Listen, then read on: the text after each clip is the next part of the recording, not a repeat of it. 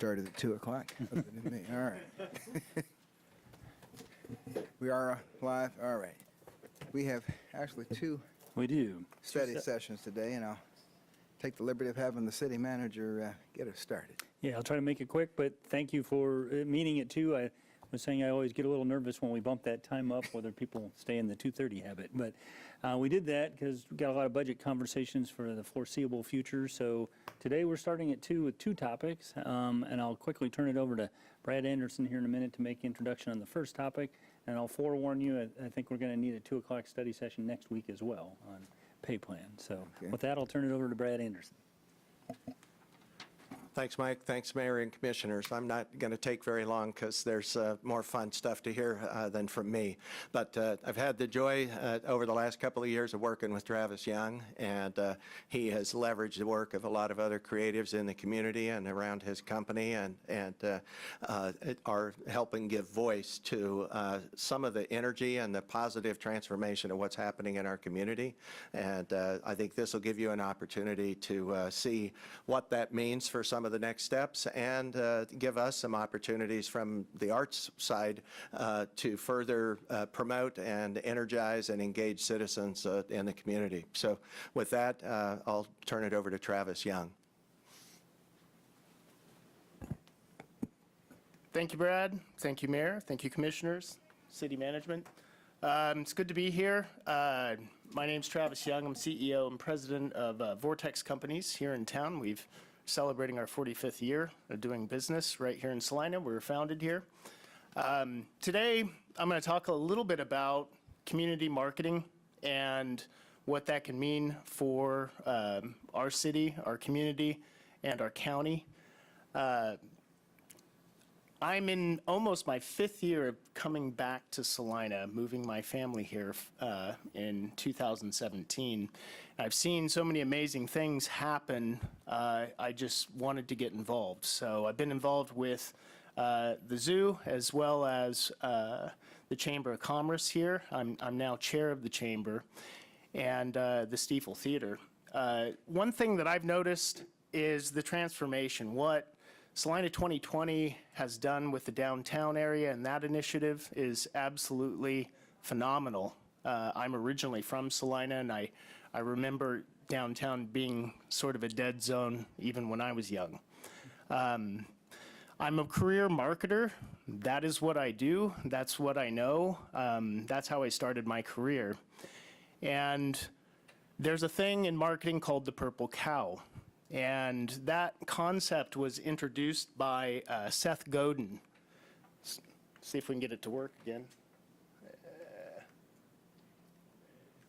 There we go. Basically, Seth says, in a crowded marketplace, fitting in is a failure. In a busy marketplace, not standing out is being the same as invisible. Whether we know it or not, we're always competing, whether we're selling a product, selling a service, and or a place, a town, a place to live in, a place to work in, a place to visit. That idea of a purple cow is very important because we're competing against communities around the state, around the region for resources as well as people to grow our community. And so I wanted to kind of put that idea of a purple cow, what makes us different than the rest of the communities that we compete with. So for a moment, I'm going to share a few slides and maybe show you what our purple cow may or may not be. Obviously, we have a thriving live music and entertainment venue, comedy as well, brings in world-class acts, beautiful architecture, streetscapes. We even have some massive public art that a lot of other communities don't have. Also a thriving art community, cinema, art center, sports, even have an arena football team. Now the food scene has definitely transformed here over the past 2 or 3 years. It's been amazing, and I think it will continue to develop with new restaurants. our own brewery, obviously lots of live entertainment, all kinds of performing arts, as well as an amazing symphony. An amazing zoo. Actually, it is an AZA-rated zoo, certified zoo, which means it's one of the top 10% of zoos for conservation in the United States. An amazing automotive museum, the garage. An amazing water park. I mean, we're talking about all these things in a community our size. Amazing festivals.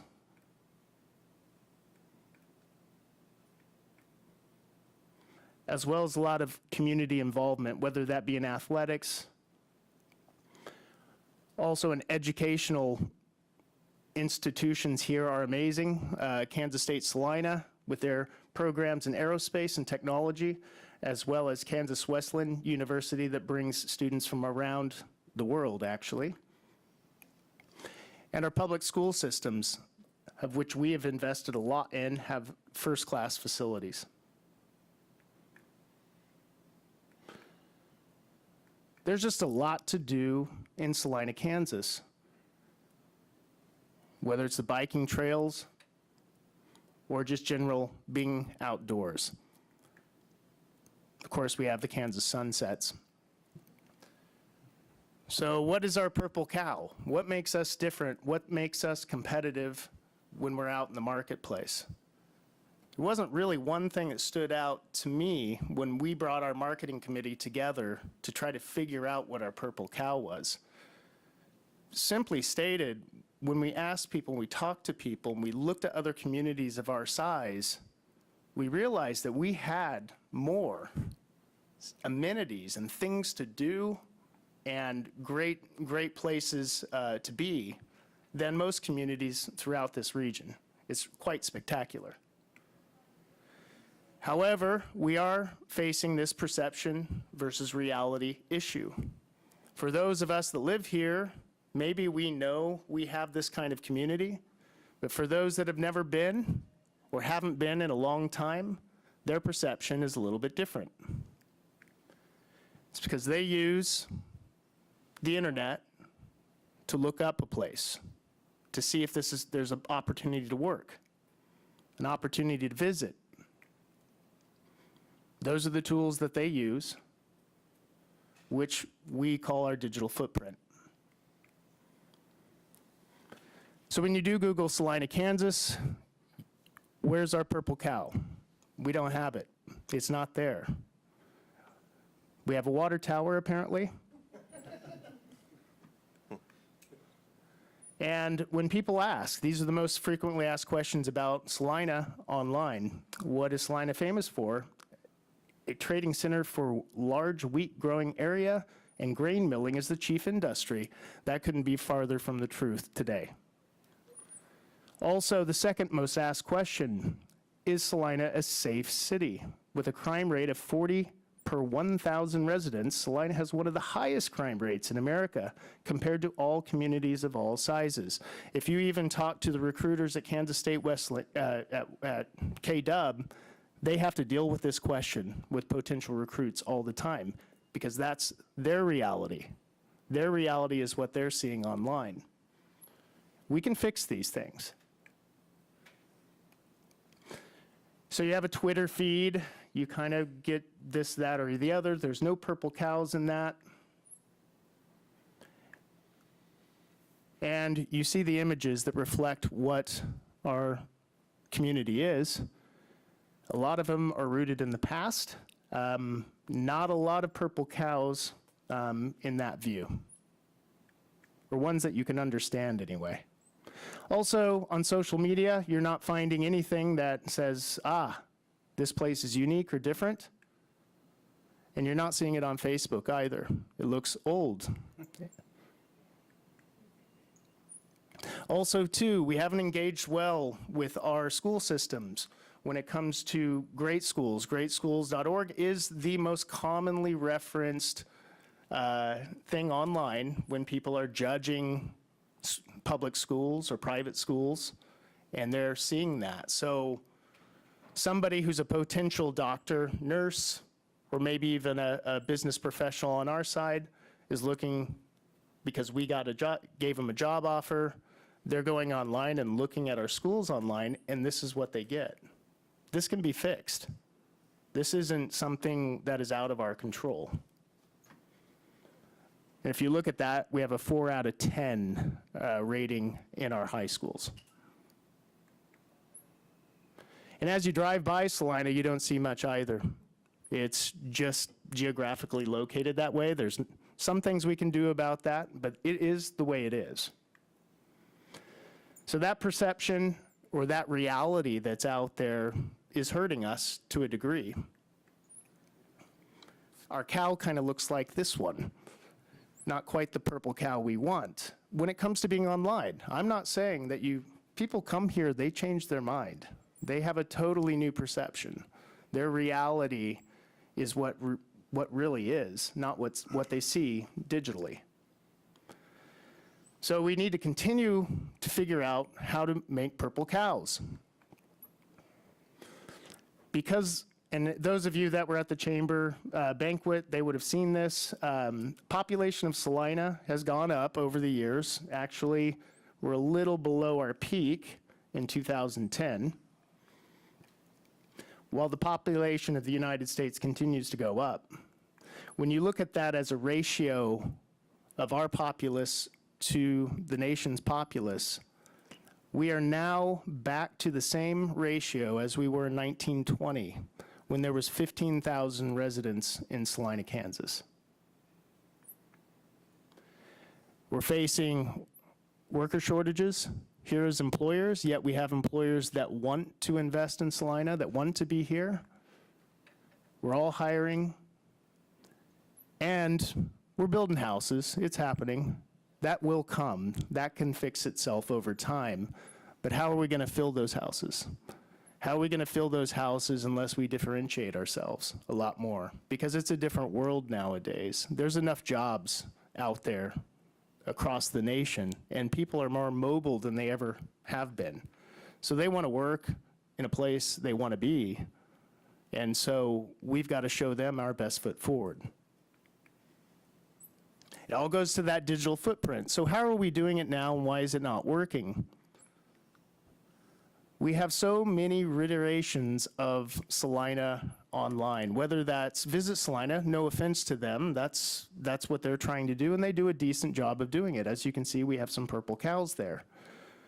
However, we also have Imagine Salina, which is focused on workforce development, not necessarily tourism, which gets them here in the first place to share the word. We also have Salina Downtown. No offense to them, they're trying to promote their downtown. City of Salina is doing their part with their assets, as well as Salina Economic Development. But what that is, essentially, is marketing in silos.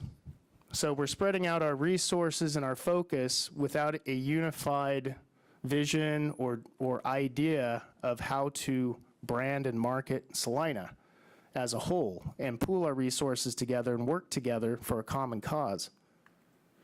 It's created a brand identity crisis to some degree.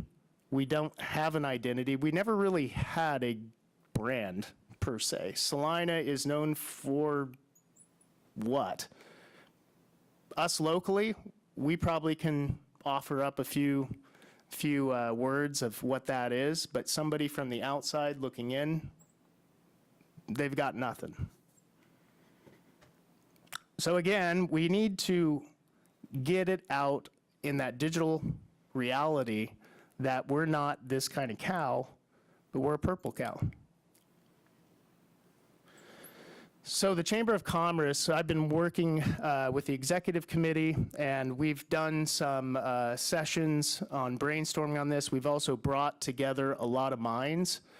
And we defined that our purple cow, the thing that makes us different is that we have all the amenities of a larger city without all the big city problems. We've got a lot of small town love. We don't have the commutes. You know, I've always joked, there's always, when I go anywhere in Salina, I budget 12 minutes. I'm either on time or I'm early. Really, that's the way it is around here. It's great. I came from a city that it required me over an hour to get to work, and it was just terrible. I was never at home. I had young kids, you know, so the days would be very long. Well, I can just jet home for lunch if I want to. But also, too, we've lacked a little bit of a what I would call civic pride, an idea, an identification, is because we have this sort of no brand, we have no identity for ourselves. And I think what we're starting to come up with at the chamber is really focusing on what that is, what is our brand, what is that civic pride piece that we're trying to achieve. We're also working on a website. Its primary focus is to sell everything that is Salina that meets that big city lights, small town love sort of attitude. Whether we're selling our unique assets, our food culture, and that reaches out beyond downtown. That also goes to other local restaurants with authentic food. It goes all the way to Assyria, to the Renaissance Cafe. It's selling the county as well as the city as well, and Salina acting as a hub. It's selling the things that are around us outdoors as well, but that brings people in to see what we're doing and then thinking about, you know, actually, I kind of like this place. I could live here. I could move my family here. I could work here. So love to play, love to live, love to work is kind of the idea. It takes on all those things that this community needs, which is more tourism, which is more people living here and working here, but also to grow this community, to have a bit of a vibe, and to make things happen here in Salina. So here's some ideas. This wouldn't be the actual billboard, but giving an idea of what that could look like, whether it be street banners that we can rally behind, an icon that we can rally behind, whether that's on the walls, on the t-shirts, or on the back of your car. Much like Wichita has their flag, we have our icon, if you will.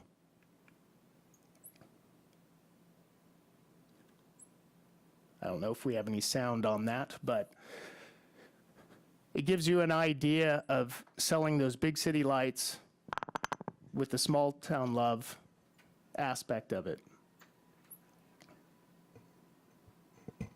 Looks like a pretty good place to live. I can't find a video online that showcases any of this stuff.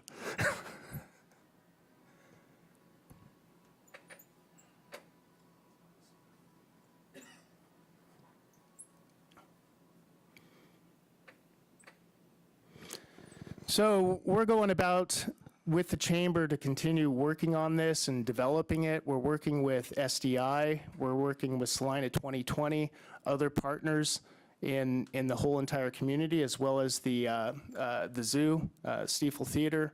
And we'd like to also partner more closely with the city and some of their assets, including the museum, which I believe is undermarketed, Theater Salina, which I believe is undermarketed. I think we can also do well for Kenwood Cove and all the other city parks and recreational areas. But another thing that, you know, I know many of you know that Eric and I were kind of behind this mural on the mill thing. That was the purple cow coming out of us. We're like, what's our purple cow? We don't have one. We just have another downtown, just like everybody else has another downtown. However, ours might be a little bit nicer. We really needed something that was what and wow to bring people here. And we have, it looks like it's kind of created some momentum. We've been working with the city as well on putting these things together in our back alleys, which otherwise look like nothing and nobody goes to, and people are probably scared to go into at certain times of the day. We're also bringing a mural festival, and the idea of that is we're going to bring only the best artists in the world. So this festival, we have artists from Switzerland, we have artists from France, we have artists from the Netherlands, from New York, New Jersey, coming to paint for over a week here in Salina in October. It's headlining Telmo Miel. Telmo Miel's from the Netherlands. They're definitely in the top 5 muralists in the world right now. This gives you a showcase of some of their work.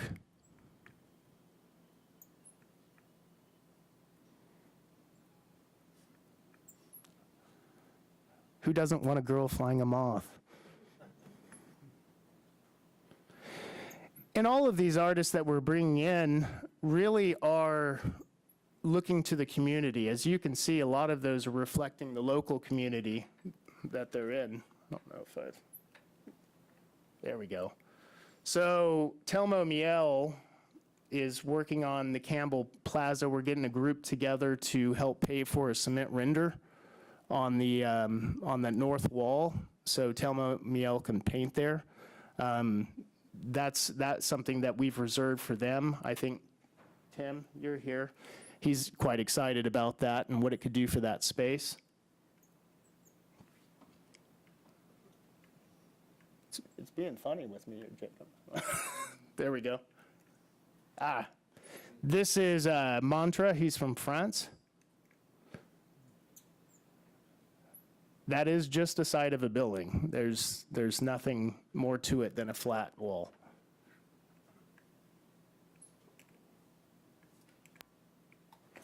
I'll just point at you now. There we go. This is all curated by an artist called Joe Rato. He's from New Jersey. He actually paints these stencils. I think this year he's not going to paint a wall, but we're doing aluminum cutouts, and they're going to put them up as sculptures on the side of buildings, so it interacts with the building space.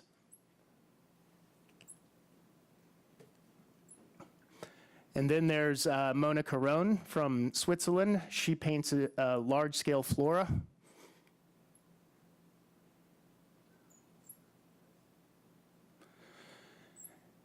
And then we have Ruben 415. He is a large-scale wall painter. He focuses on cubism as well as Art Deco style, which was kind of perfect for our downtown. So that's purple cow. We'll move on to the next one. And it's this marathon that's coming up, Crossroads Marathon. This is a fantastic event. The first year is always a tough one to get out, but we're going to market it across the country. It is a Boston qualifier, and we're going to also have a 401k race, as well as a half marathon. We're having people sign up right now. It's excellent, but we're also not making it like every other marathon. We're adding entertainment along the course. We're going to do a few things differently than your typical marathon in Kansas, and we want this to be the marathon that people want to run because it's fun, it's interesting, and it's fast. Of course, the race route, if you haven't seen it, it's a double loop. And we're also going to have that music along the course, as well as when guns off and then after the race. So it's going to be a party. Hopefully we bring in thousands of people for both of these events. We are going to market it heavily across that. One thing to note on this, all the proceeds of this marathon go to Saline County Youth Sports. So the YMCA, as well as Kansas Youth Sports and some other nonprofits that are involved solely in making sure that youth have the ability to participate in sports even if they can't afford it. So it's all for a good cause. In this, everybody wins. The city wins too. Obviously, if we bring in more tourism, we bring in those kind of dollars. If we can bring in more people to live here, that's a better, broader tax base. I think that's important. This is not a next year thing, 2 years from now. This is a kind of a forever thing that we have to go through, and we have to constantly be making sure that we're marketing this correct. And the only ask that I have today really is the moral support for the chamber to execute this. We are hiring marketing people to do this. We have a lot of volunteerism in the community right now to help get the foundations laid, get the hard work done, so it's plug and play from there on. And there's a lot of advisory that's happening as well to the chamber from citizens who really love this place and they want to see it succeed. I would say that the only people that lose in this are the people that don't want to see our community grow, really. They want it to see it to stay the same. Well, I'm not saying that we should be Wichita. I'm saying we should make our own unique mark here, but we have to grow, or otherwise we die. And so it is necessary for the future. I have a selfish reason. I have kids. I have a family business here. It is vital that this community continues to thrive for the sake of our business as well as the other businesses and other business owners in this community. So that's all I've got. Any questions? I'd just say, thank God it's about time. Does the city have someone officially working with you on this project? Yeah, so That's both you and Mike, but. I'm curious to hear what is it. it's been great, particularly on the events side of it. The Boom Salina thing it's been great working with Arts and Humanities as well as other parts of the city on that. A lot of help from Lauren when it comes to permitting, getting that all together and making sure that we're following the rules, if you will. We're also on the Crossroads Marathon, obviously the police department, the fire department, as well as all the permitting has been pretty smooth considering what kind of event it is. And we could have thousands of people here, either cheering on or running. So it's been very helpful. Now, as far as the marketing piece, the community marketing piece, we just want to partner. We want to make sure that this marketing, this slogan and these icons and this sort of thing is public domain. And we want to offer that up to the city. We want to offer it up to businesses to use it for a collaborative effort versus marketing in silos. I'm not saying that you need to change the logo of the city necessarily, because the city's the city. But to be able to use that when you feel like it's appropriate. So it's not proprietary to the chamber. And obviously, a lot of this will be organized through both a public and private effort here. Obviously the tax dollars that Visit Salina gets to promote tourism is important, and it's important for this effort. But also, too, it's the private dollars that come from workforce development needs and that sort of thing that help support this effort and break out of these silos and really pool our efforts together, whether that's Salina Downtown Inc. or whether that's Salina 2020 and other entities like the Stiefel Theater, the zoo, and so forth that can help out with this, because we are going to put those key assets forward because that's our purple cow. Okay. Obviously, the city website, in some part, is a very utilitarian. Yes, of Because course. it has to be for certain services. But, if I wanted to find out about a city, sometimes I go to the city's website, and as long as they're easy links back in both directions or connections, and you see some of that same branding across the board. Just want to make sure nobody gets left out. No, I think so too. I think there's ways that we can work together to make sure that that message is synergistic without, getting rid of what the city needs to do from a governance point of view. I think there's just a partnership there, as with all the organizations behind this. Well, I, for one, am very sorry I came in late, but maybe I missed something important at the very beginning. But I'm very excited to hear that you pulled these thoughts together. I mean, maybe Kansans suffer from being Midwestern nice, and we have, religious and farming background makes us kind of modest, so to speak. So I really am excited to hear you pull these ideas together and put the message out there properly and get some enthusiasm behind it, because I think you're exactly right. I've never heard anybody talk about commute before, but I think that is a big benefit of being in Salina, because I've never had to drive more than a mile and a half to work and back and home in the day. And with the number of kids I have, I've always appreciated that. I think it's a great selling point, as well as the bundle of amenities. I mean, we've all worked our whole lives to have all of these different entities in town that's basically have served our children and our families, but the world needs to know about it. So I've always said, questions, except I'm anxious to hear what you need from us, because I think we can be fully supportive. I've always said that we hit way above our belt. I lived in a city that was about 500,000, and I think in my 10 years there, I had one show that they were playing live music.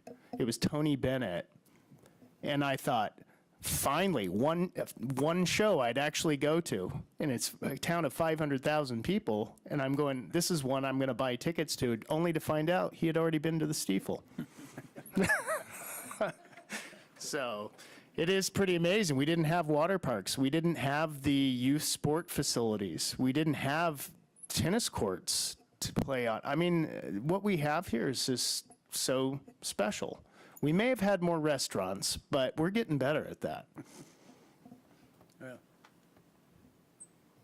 Yeah. What is the timeline on? It sounds like your main focus right now is launching online presence. Exactly. It all starts with online presence, because it's kind of the cart before the horse. If you're doing too much of one thing and your digital footprint looks like it does. So you can advertise Salina all over the place, but if they haven't nowhere to go to but Google,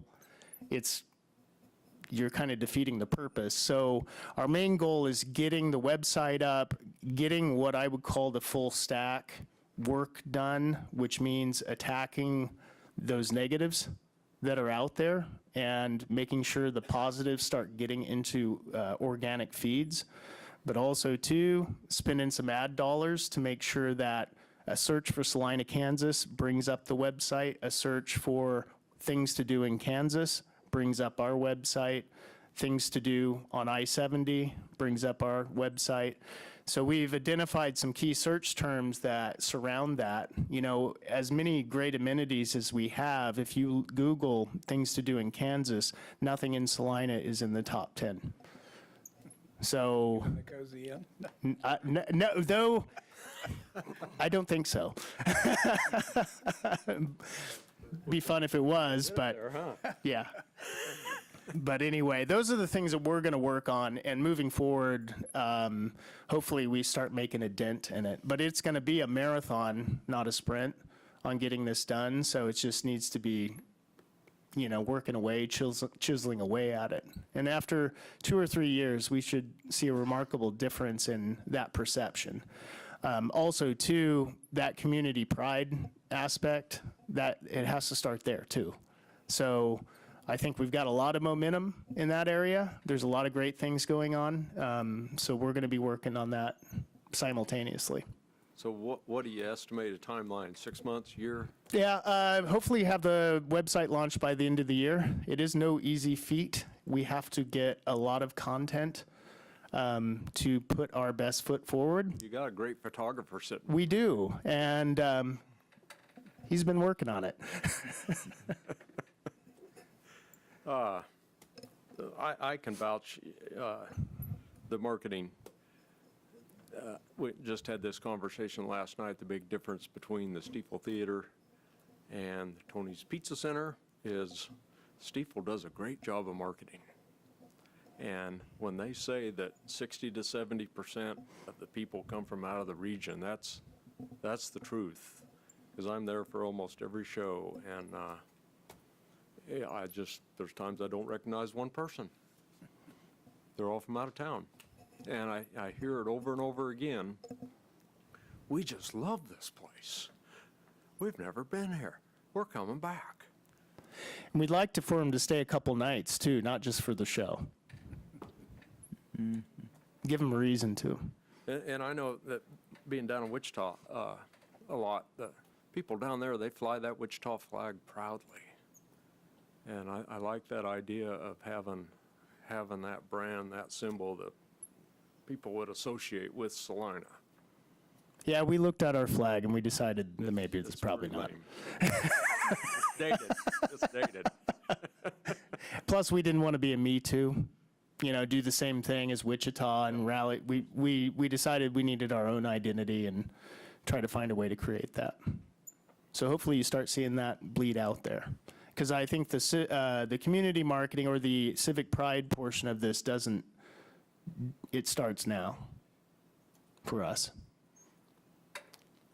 Really appreciate your perspective on it as a hometown kid who comes back after being away for a while, and I find it relatable. I was in the Kansas City area for a while after college, and I've been back for about 22 years, and I've watched this community just slowly evolve in a good way, and I think we have a lot to be proud of, and it's nice that other people see it and that you want to showcase it in that manner.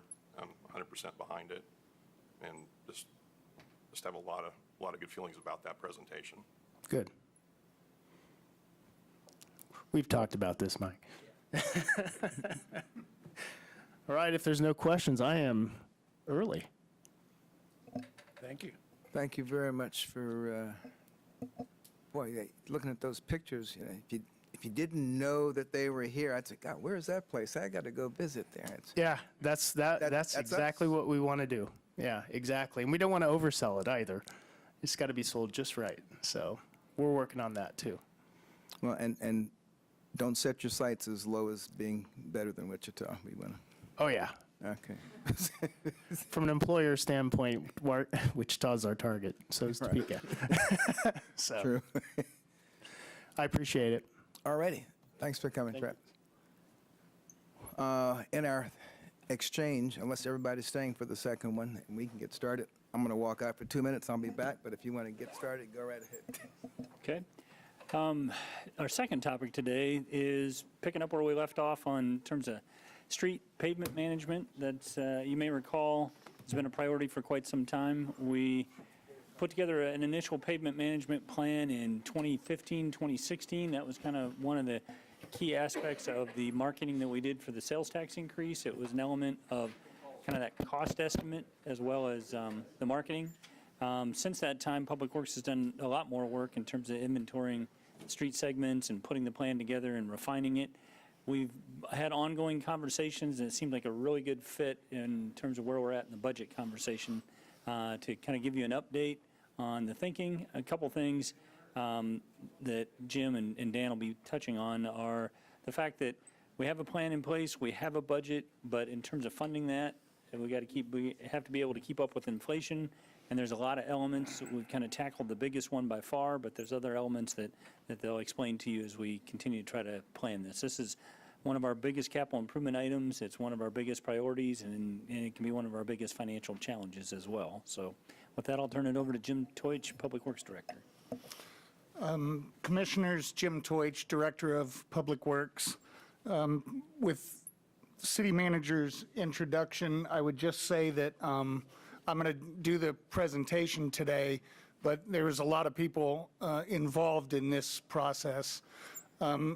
Truly, it began just prior to last year's strategic planning meeting at Tony's Pizza Event Center, when we first started outlining some of the things that I was noticing in Public Works and with the pavement management system in general.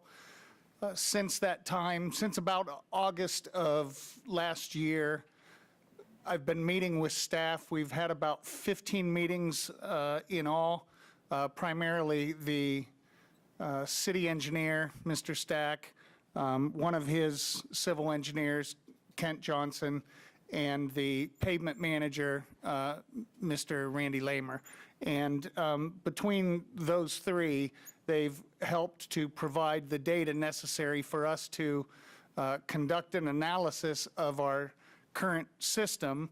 And as you'll see at the end of the presentation, something that I think is probably worthwhile is that we think about this time of year, every year, we ought to be having some kind of state of the streets presentation to you so that we can update where we are in pavement management. It is a lot of capital resources. It's very important to our citizens and to us, and we think it's probably worth doing something like that. Next slide, please. A little bit about what we're going to talk about. We'll talk about the pavement management program, where it came from and where we see it heading in the future. There is a large piece of this is a process improvement program that was done and is being done by Mr. Lamer, our pavement manager in engineering. He's done a tremendous amount of work, but as you'll see, we have a whole lot of work still left to be done ahead of us. We want to talk a lot about that process improvement. Well, he became involved to earn his green belt, and he's working on a CPI project that involves pavement management. And part of his mission statement is to help offer solutions that would address some of the issues that we'll talk about today. So his work is ongoing. We're going to talk about application and crack seal cycles. You've heard me and you hear us a lot talk about life cycle of pavements and stuff like that, and I thought it was important that we spend a little bit of time so that everyone kind of understands when we use those terms what we mean by it and what they actually are for the city of Salina right now. The next one is the 2022 plan summary. Basically, as the city manager mentioned, the initial plan, formulated in 15 and 16, formalized in 2017, is the current plan that we had been operating under, and we're today here presenting what we see as part of the 2022 plan or the update. Much like other things, it's iterative, it's constantly changing. We're updating pavement management all the time, and our response to the conditions that we see with our streets.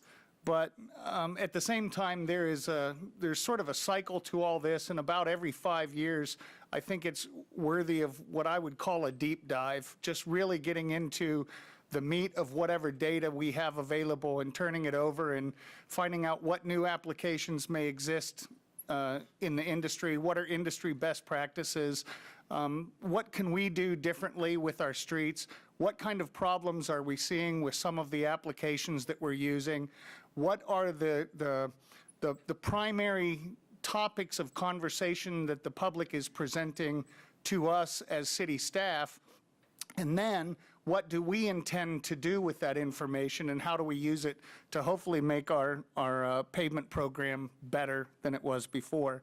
So this is one of those deep dives where we tried to take a look at pretty much everything and nothing was left off the table, and we really have to judge what is going well, what's going not so well, what can we do differently in the future.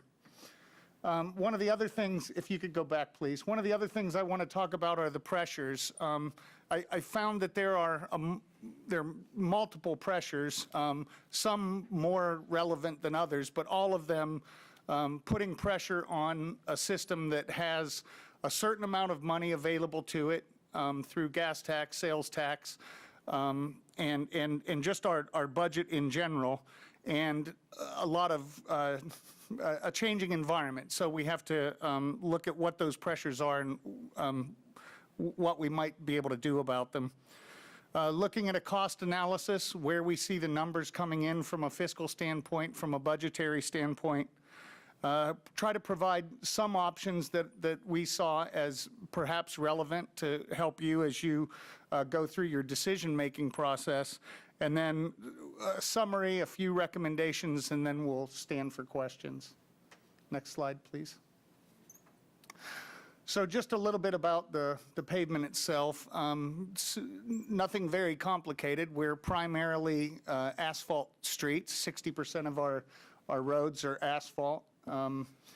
34 are concrete, so that makes up the vast majority of all the streets in Salina, with brick and unapproved being gravel roads making up the remaining 6%.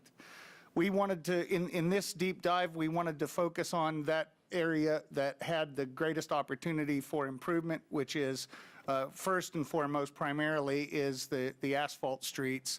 And then a second category within concrete is what we call APC, or asphalt over Portland cement, or asphalt over concrete applications. And those applications where the pavement rating, the PCI rating, was in the poor category, 15 to 40 as a score. So that's kind of where we wanted to focus. That's obviously where we have the most opportunity, and we thought it made the most sense to start the deep dive with this as the main topic. This slide, some of you may recall from the strategic planning meeting that was held at Tony's. I think the numbers have slightly been revised since then. Still pretty much carrying the same message as before. Since 2017, there's been additional funds put against our streets. I think many of you would agree. Certainly, we've heard a lot of public comment that we see our roads improving, and there are, about 1,100 or between 1,100 and 1,200 streets that we would consider in the good category. There's also a significant amount of streets that are either in fair or poor, with the majority still being in the fair category.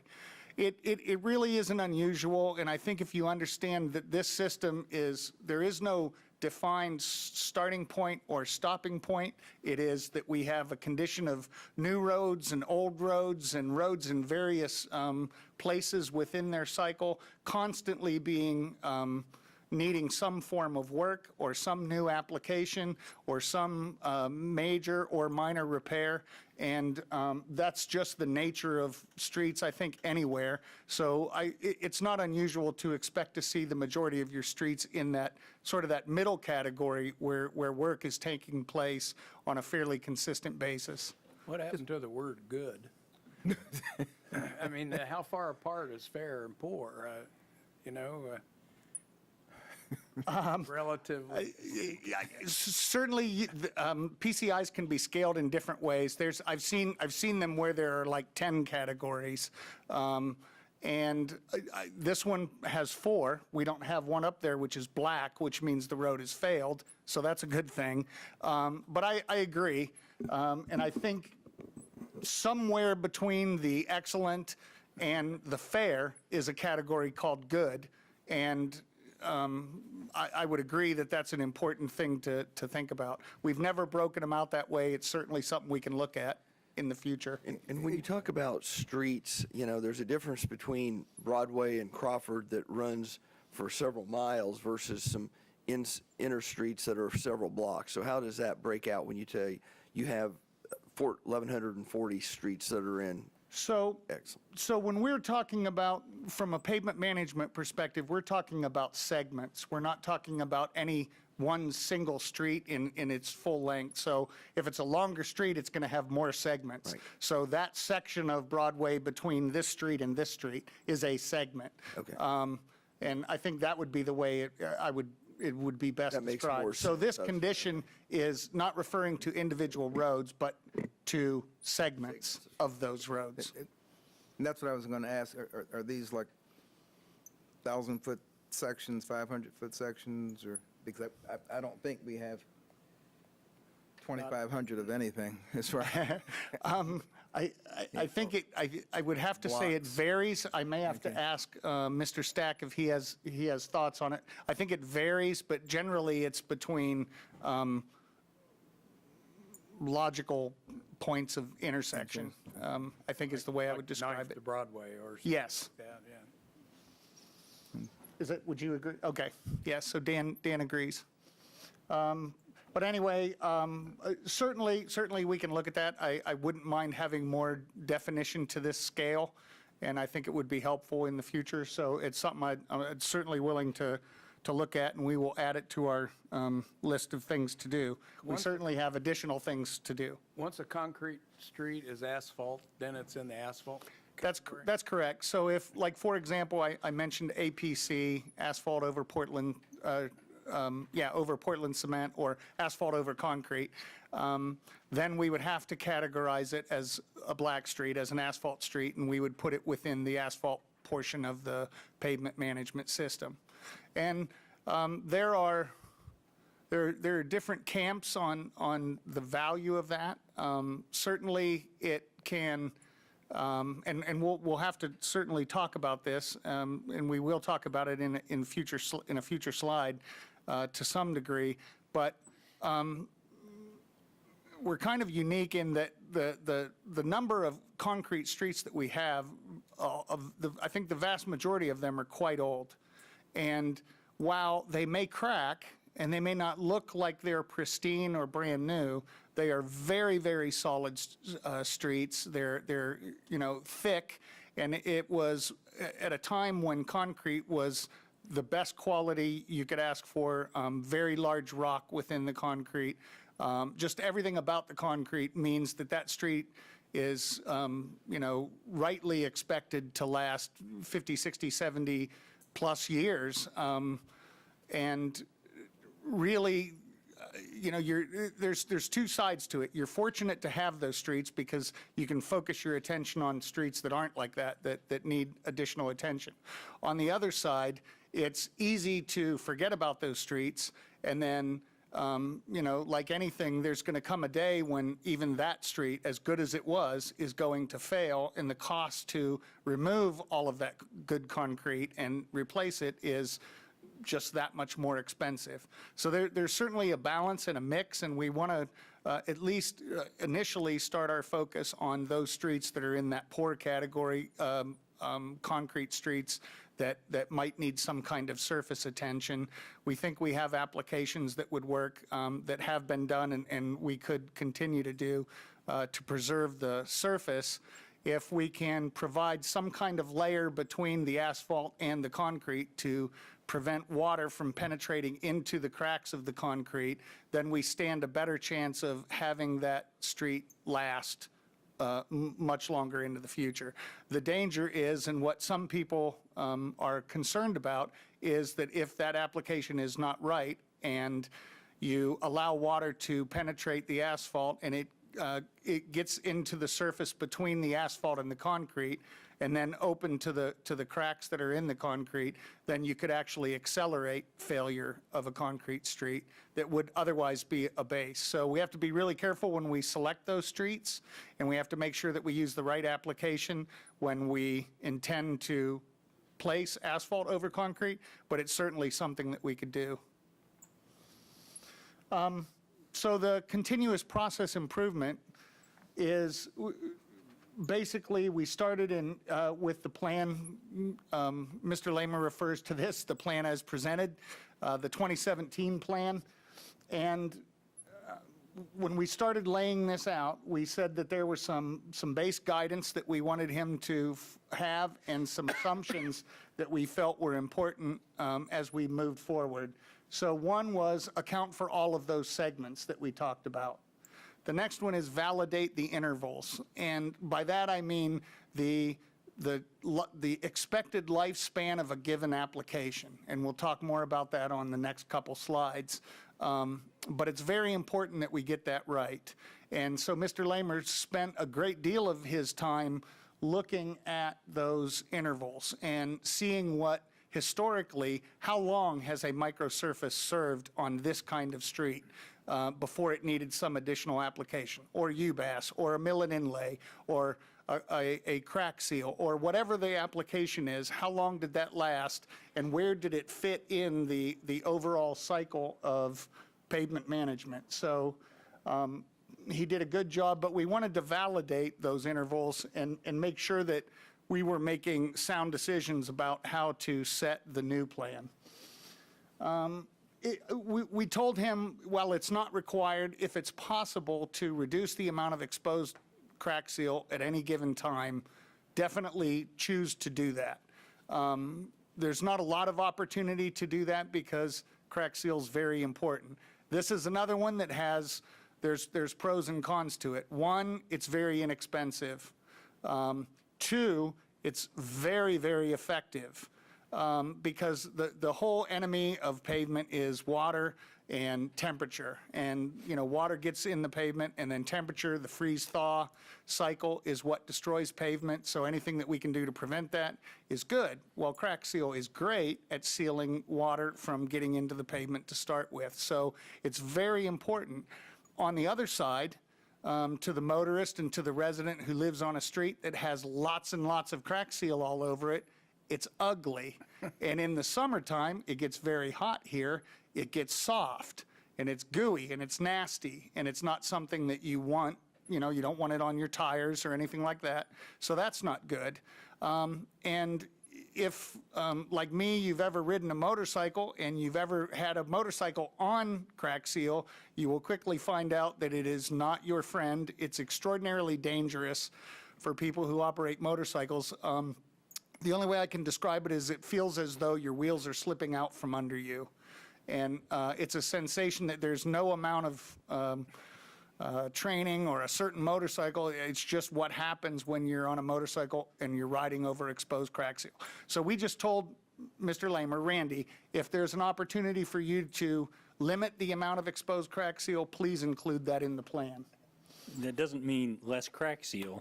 That's It right. means continue to apply the crack seal, but see if we can cover it up faster. Can I show you a picture real quick of my concern with crack seal? Sure.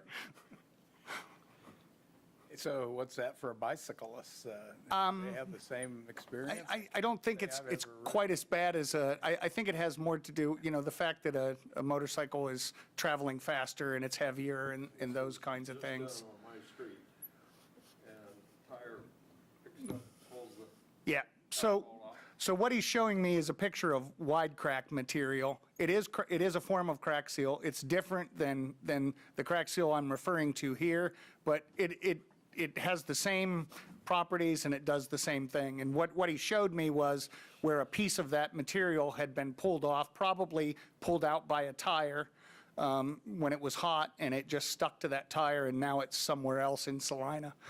And that's now an exposed area of the road. Now it's a pothole. Now, or it will be a pothole in the future, yeah, for sure. One of the things that the city manager wanted me to focus, when I first took this job, it was one of the things that Mr. Scragg and I talked a lot about, and that was providing in all of our functions within the Public Works Department, talking about predictability of budgets. And this is really citywide, and you've heard him speak about this. It's certainly true for pavement management. It's something we've never done before, but we wanted to be able to lay out a more predictable budget so that as you all are making your decisions about the financial future of Salina and those kinds of things, you're armed with the information necessary to make good decisions. So that's what we tried to do. And if I could add one thing, if their plan is every now and then to get a huge cash infusion, that's unlikely, and that plan's not very workable. If the plan is smoothed out to where we can get at a funding level that we can consistently provide, they're better able to implement a sustainable plan. Determine the actual need, and that's very important. We can't make recommendations to the city manager or to you unless we know precisely what the data is telling us. My background in the federal government has been analysis of data. I did that for a lot of years, and since I've been with the city, I've felt like that is a focus that I could also bring to the city. It's something that Mr. Garden and I spend a lot of time talking about, and one of the most important things that we talked about with Mr. Lamer as we were building this new program was, what does the data tell us?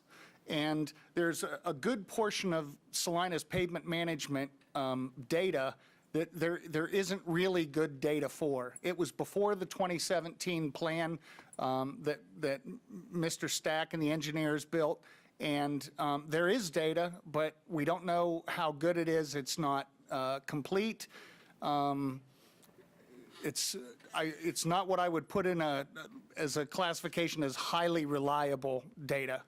We have some data. We use that data as best we could to help us make decisions, but this needs to be a very data-centric kind of program, and in order to determine what the actual need is. So we see that as very important with this plan and what we do in the future. And then lastly, we started this in 2021, and we didn't have the benefit of 2022 numbers yet. So initially, we told Randy to use 2021 contract numbers. So when we bid projects, how much did it cost for those materials? And let's add 8% to that. We felt like 8% would probably cover the inflation that we expected. It's certainly what I read in the news, and I thought 8% is probably pretty good for us right now. And as you'll see, those numbers needed to be revised a little bit. Next slide, please. So just a quick comparison of the two plans. We're going to talk more about the cycles, but under the initial plan, the 2017 plan, it was a 12, 24, 34-year cycle. And we'll talk about what that means and how that's used in pavement management. But overall, as we mentioned, we felt like the plan has been pretty good. Certainly, several of you have commented that you have seen improvement in our streets. We've heard that same kind of feedback from a lot of citizens. Certainly, there's plenty of citizens that point out those potholes and that wide crack that's missing and that kind of stuff, and we're grateful to them for doing that. But it is a good program, but to the same degree, it was also limited because it was pretty much focused on an annual basis. We were focused on what do we need to do in the near term, and there maybe was not as much forecasting into the future, which is something that we wanted to change. And then I guess finally, the other thing I would want to point out about the 2017 plan was it did undergo a number of changes in the past 5 years. When Jim Kowach, the former director of Public Works, was here, he introduced a product called UBAS, ultra-thin bonded asphalt surface, and it's a fantastic product that we have used and are using in Salina now. Well, that was added to the program, but not necessarily included in the plan as we're going to describe it here in a few minutes. And that's why it was more of an annual basis, because we would say we want to do these streets in UBAS, how much is that going to cost? And then here's how much is left to do this or that. And it's certainly valid, and it was working, and we've seen improvement, but not what we are looking for going to the future. Another one, since I've been here, I've asked the engineers to include a fog seal whenever we chip seal a street. Fog sealing is just, one, it's more aesthetically pleasing. It turns the chip seal black, so it looks much nicer. And two, it helps hold that material to the street. One of the faults with chip seal is a lot of that material comes flying up. It's considered rougher and less appealing. And the fog seal is just a way to help do that. It's done in a number of cities around the United States. So it's certainly something that's in the industry. But we have implemented changes. We see additional changes coming in the future because it's going to be necessary as we start getting into some of the financial aspects of this program. The new program does provide 12-year budget forecasting. It does improve the balancing of tasks in a given year a little bit better because we're able to look at a larger time frame. In this case, we're looking at a 12-year budget cycle. We chose 12 years because the current sales tax initiative concludes in 2036, and I thought that 2035 it made sense to have this, carry that program out through that lifespan. And then just to look for ways to reduce touches, as I mentioned, and if it's possible to reduce the amount of crack seal. So those are probably the way I would compare and contrast the two plans. Slide, Are there any please. weather or climate events that can really drastically destroy your streets? I mean, if we had a major flood or, can't imagine what, but I mean, does a Yeah, I mean, cataclysmic event factor into any of the financial planning? from an operational standpoint, the answer is yes. Obviously, if like, for example, we flooded, water and temperature are the two big enemies, and that water getting underneath the pavement is going to cause problems. And if there's a lot of water, there's a lot of opportunities for that water to get under the pavement. It's going to, find a way to get under it, and it is going to cause damage. So without question, absolutely. In terms of that, I would think that we would need to rely on, emergency actions, FEMA kind of funds, if it's a large-scale problem, certainly.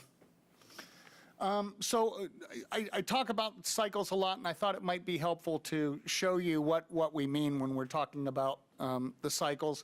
So you see these lanes across here, arterial, collector, and local, the horizontal rows, if you will. And the very first ones on the very left side of this chart says M&I, and that stands for mill and inlay.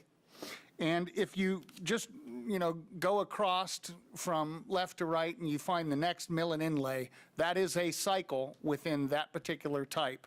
So for arterials, you see a mill and inlay, and then you see two applications, and then you see another mill and inlay. So that would be a complete cycle. If you look at collector streets, you see mill and inlay, and then you see 5 applications, and then you see another mill and inlay. That would be a complete cycle for collector streets. And the same for local. There are 7 applications in between the mill and inlays. Primarily, that's the difference in the kind of traffic and the amount of traffic that those roads take, so that cycle can be longer in between. And primarily, what I meant by this slide is just to say, when we're talking about the life cycle of a street, we mean from one mill and inlay to the next. That's all we really mean. Next slide, please. But for Randy's project and the part of pavement management, there's the predictive equation of how long each of these applications are going to last. And so we want to look back as far as we can in the pavement management history and see where we've applied applications and how well that application did over time. I don't know if it's been mentioned yet in this presentation, but there are almost 1,800 asphalt segments, 1,795 asphalt segments in the city of Salina. And every one of those has to be put through this predictive equation. And so one of the main things that Randy was charged with doing is looking at the predictive equation of the 2017 plan and saying what is working and what is not working. So if we say a particular application should last 3 years and it's only lasting 2, we need to know about that. If we have an application that we say is lasting 3 years and it's lasting 4, we also need to know about that, because we can extend that life out, fix the predictive equation, and save money long term, and certainly that's an important part of what we're doing. So the predictive equation for these 3 types of streets, arterials, collectors, and locals, is how we determine what that cycle is that we talked about earlier. So it went from 12, 24, 34 to 15, 27, 37.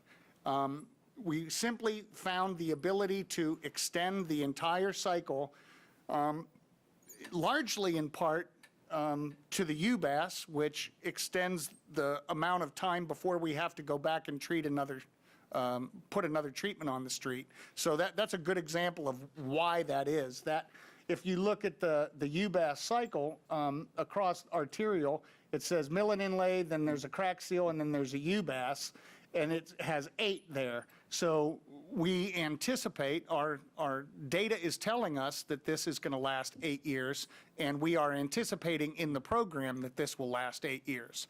Now, there are going to be streets that it only lasts 6, and there may be streets that last 10, But the goal is to have a higher percentage as possible hitting that 8-year mark, because then we know that that predictive equation is correct. And it's about eliminating the amount of mistakes that you have, the amount of errors in the data, the amount of times that you're not hitting your target.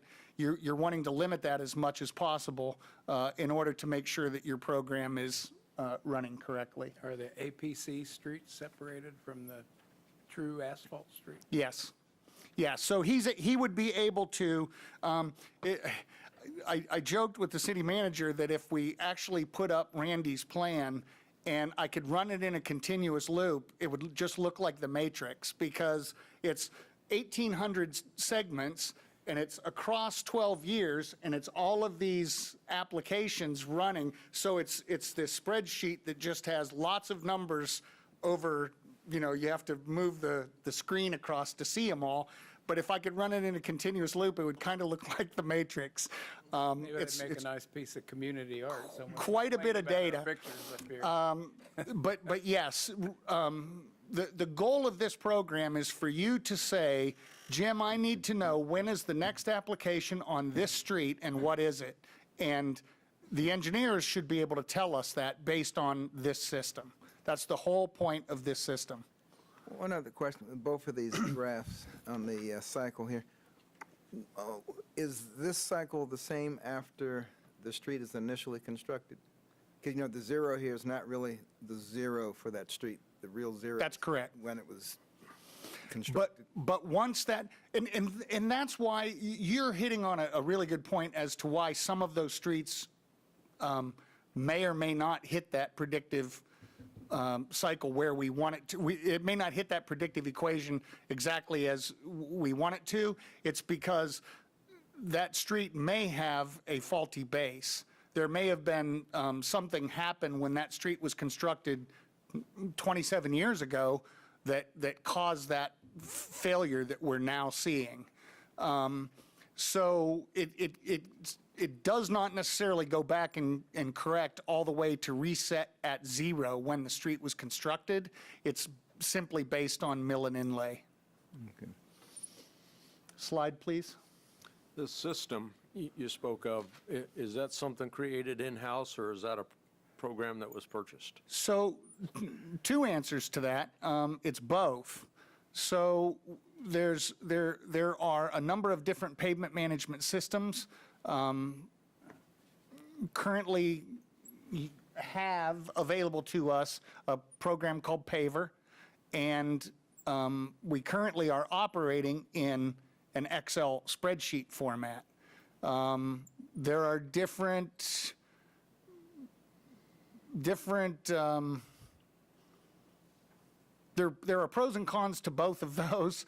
I'm not sure that we have the right answer for which software program is the best. I actually have that on this slide, that we may need to consider some future technology to help us. Right now, we recently talked about Wichita in that last presentation. Wichita is using an Excel spreadsheet. So even though it's much larger, there are some benefits to Excel that we can manipulate the data in ways that might be a little easier than in another program. That's not to say that we won't eventually migrate all of this data to another program.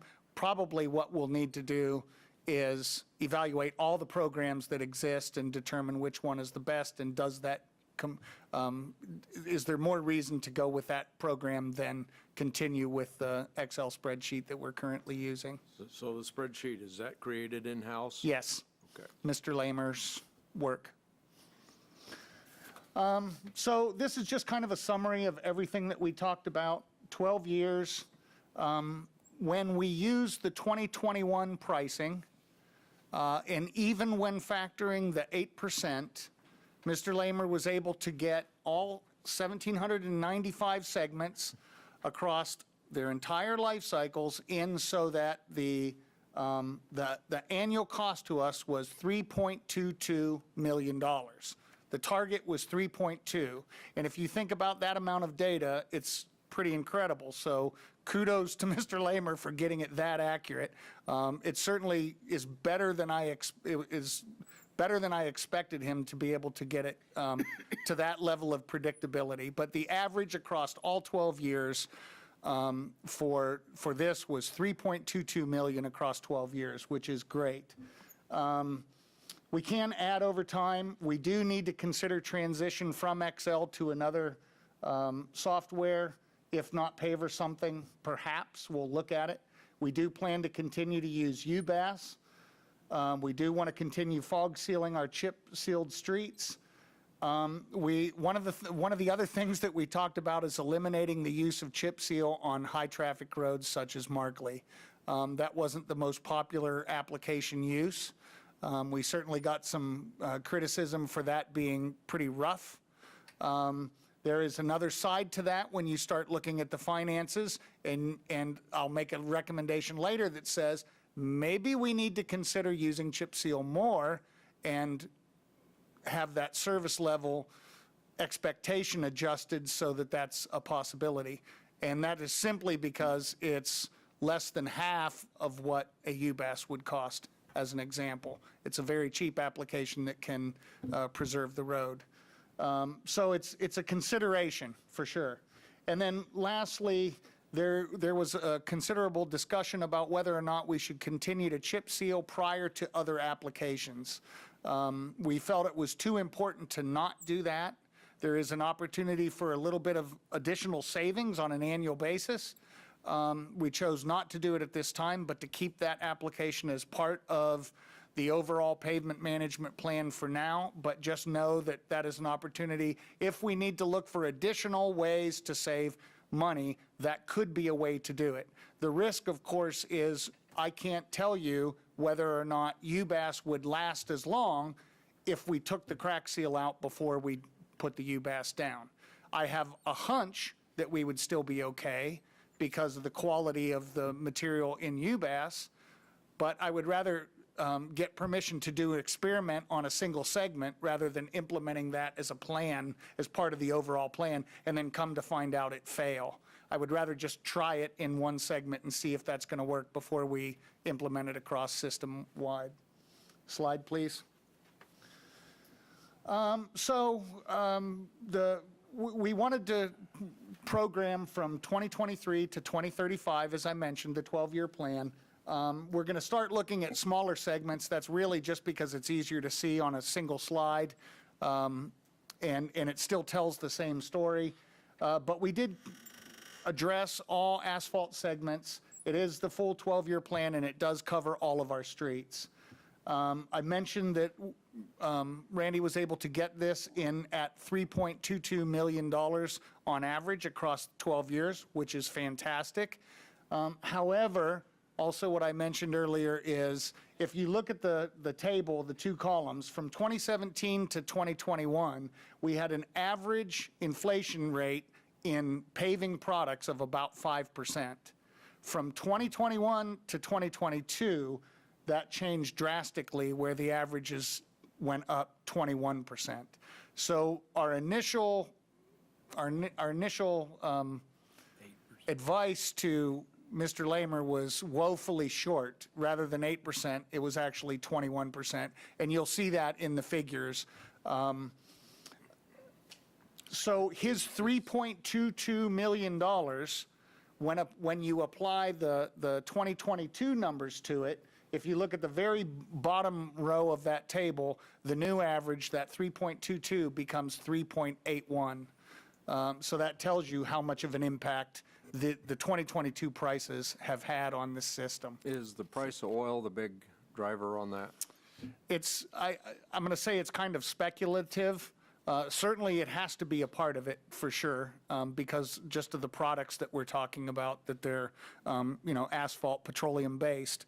But I also think it's a change, and I speak a little, well, actually on the bottom of this slide, yes, it's inflation, and it's probably due to petroleum, but I also think it's market volatility. It's a lot of companies having uncertainty about product. It's about the inability to get product in a relatively short period of time. It's a lack of transportation nationwide. It's a lack of people, manpower. in our businesses and in government and everywhere to be able to move that materials. So I think, yes, it is partly fuel, and maybe to a large degree, it's a large part of that. But I also think that market uncertainty, that all those other aspects are playing a part in it. And we spent a lot of time trying to read the tarot cards to say can we reasonably expect prices to go back down in this category of goods and services? If you were to ask me today, my best advice to you would be absolutely not. I see no indication that that's happening. I don't see a lot of the problems that are causing the uncertainty to have been solved yet. And I don't think we're in a place where we have enough information to make a good assessment of that. I can only tell you that right now, the prices are 21% over 2021, and I would expect that I wouldn't expect to see a reduction in prices going into 2023. I don't know, Dan, would you have any other indication that would be different from your perspective?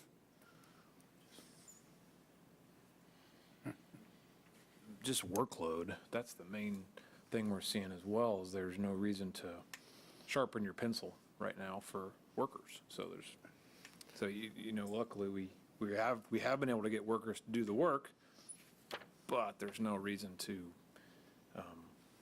give us the greatest rate. There's just so much work out there. So I think that is mostly what you said. But Yep. yeah, there's our asphalt suppliers going to be working on a big old job on I-35 here, and so they were nice enough to give us a bid and fit us in, but hard to say what they're charging us in relation to other jobs. Jim, I had a question. A minute ago, Thank you. talked about doing UBAS without doing the crack seal, doing some segments Yes. as a test. If you did that, what would be the approximate time frame before you knew whether that really worked? Because we look at UBAS lasting up to 8 years. Do you get into that like 4 years? I mean, because that could be a ways down the road before It could. we know that really works. And the other thing, the crack seal, from a cost standpoint, that's more labor intensive than it is actually product, probably. Is that correct? I think it's certainly a large part of the cost is the labor involved, sure. So I guess at some point, because we can't, we don't want to wait 8 years, I guess, is there a point where we decide we want to try UBAS without crack seal? Or I guess you don't want to invent the wheel. Are there other communities that have done that and had success, I guess would be my other question. Absolutely, and those are the same questions that I'm taking back to Mr. Lamer, and like I said, I actually missed it, and I would ask to go back one slide for just a minute, because I do want to point out that I didn't talk about that bottom portion of that slide, but because of Mr. Lamer's efforts, there is a cost avoidance of $125,000 plus every year that this program is implemented.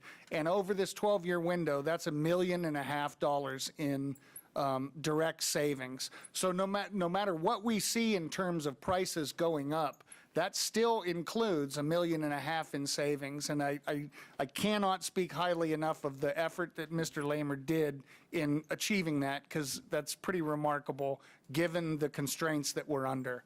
But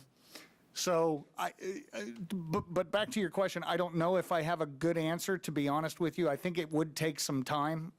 Certainly would have to probably be halfway into that life before we would have a reasonable assurance that the road is still That going if to you hold saw up. breaking down of the roads because of the lack of crack sealing, then you would know at some point, I guess. So. Correct.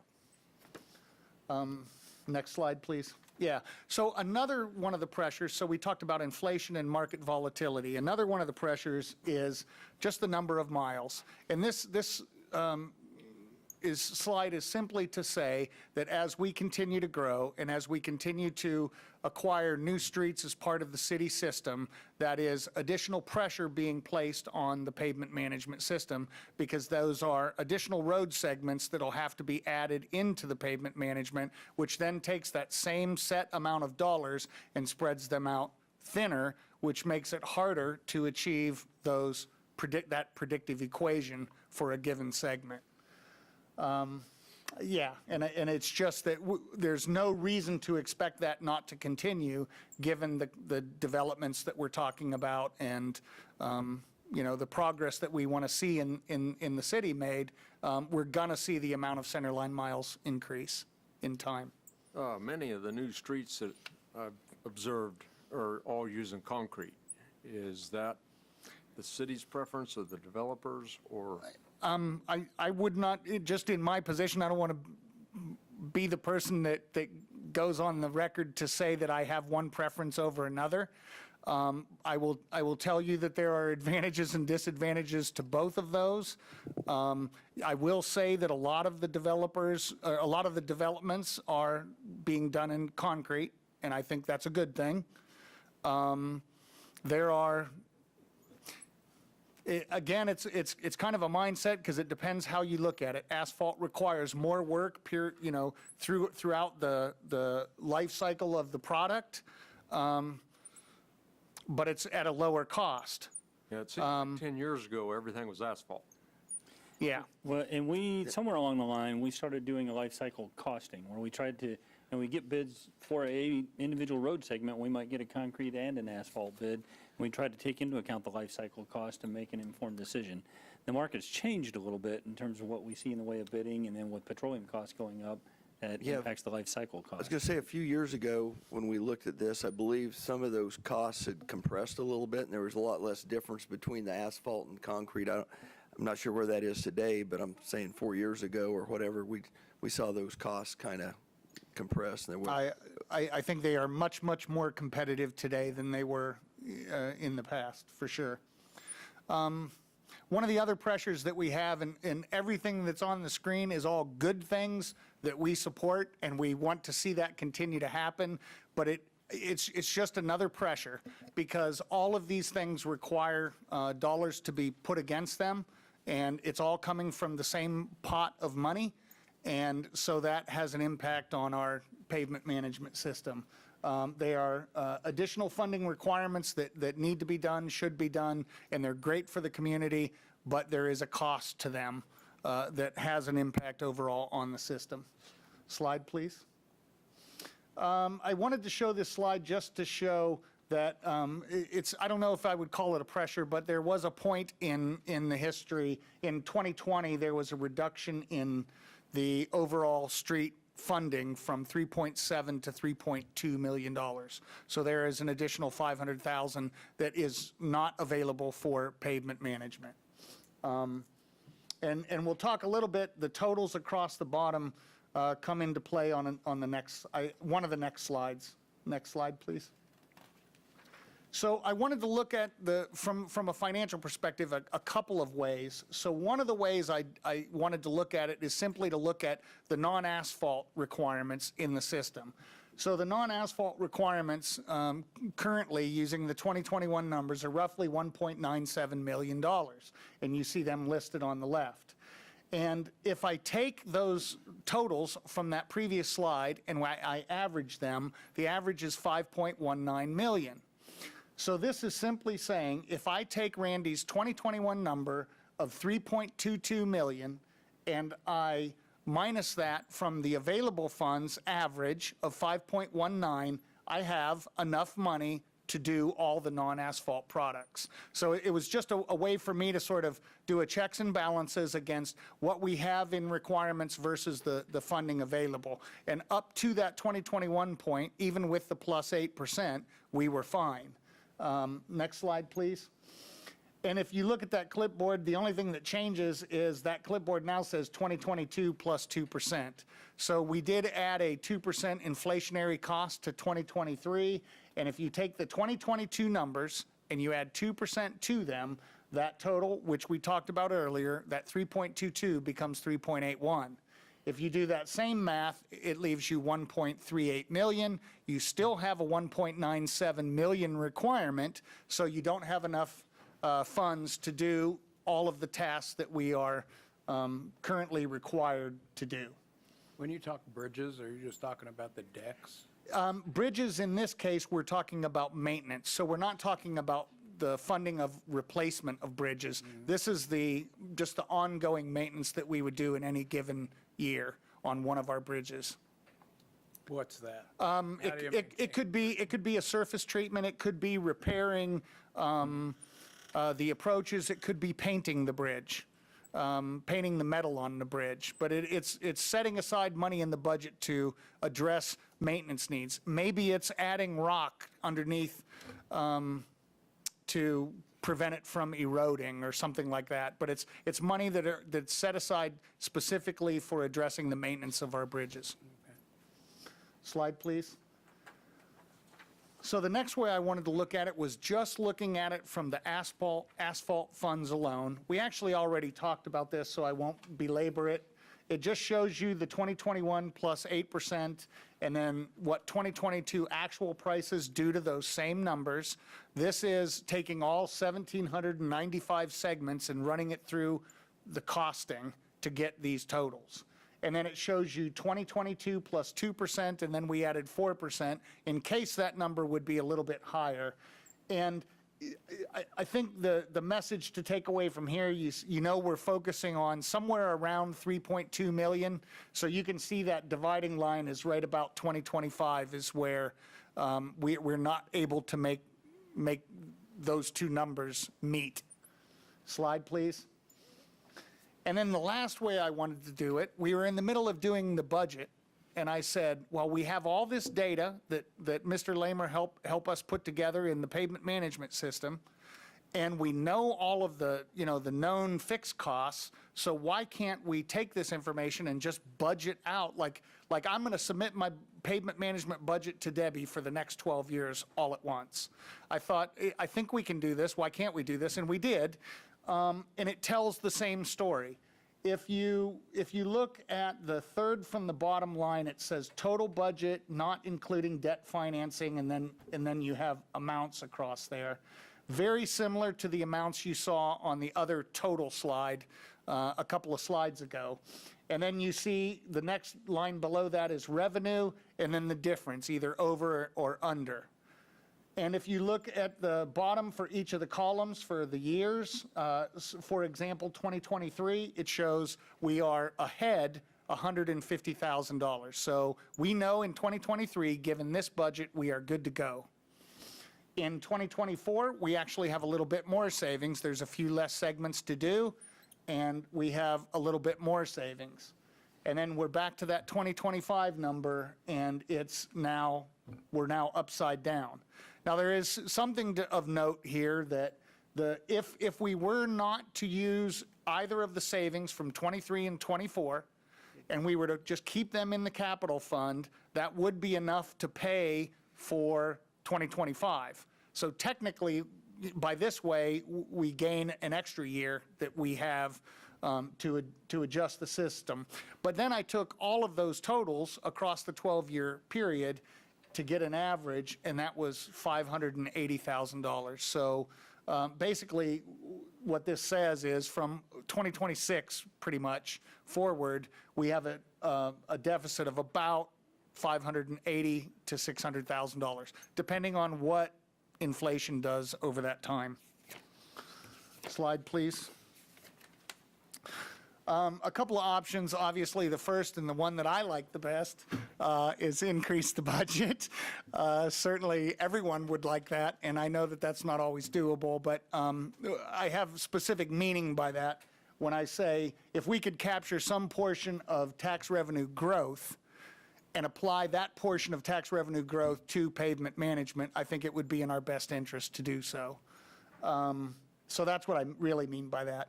The next couple of years, those totals did include FFE, Federal Fund Exchange, but we can use that money to help cover the difference in the overall program spending. So that helps us to buy those extra couple of years. I told you I was going to mention this, but an example would be chip seal. If you had to lower your service level, how can we do so in a way that would have the least impact on our citizens? So something we'll have to look at is, are there streets that we could chip seal that we're currently not chip sealing that we might be able to find additional savings in? So that's an additional task that Mr. Lamer will have is to see if that's something that's possible. And then if we find something, we'll have to at least tell city management, and then they'll decide if that's something that we want to bring back to you as a decision. Obviously, an option that probably no one likes is eliminating select services, because I'm not sure which of these services we would not do going forward. And then the last one, and what I'm hoping is a very important one, is the other half of Mr. Lamer's task, and that is what other alternative approaches are we not considering now that other cities are considering that we should consider adopting, at least trying, at least testing to see if there's a way that we can save money. There are a couple of applications out there that we know of that are worth exploring, and I can't tell you ahead of time what that data is going to tell us. I can tell you that Mr. Lamer's currently looking at several of them to see if there's something that we can do internally by changing an application or adding a new application or replacing an existing application that would help us save money. But if that exists, then we want to do our due diligence and try to use that in the system to hopefully save additional money. Slide, please. So the risks, this is very self-explanatory. It's sort of just a cascade effect.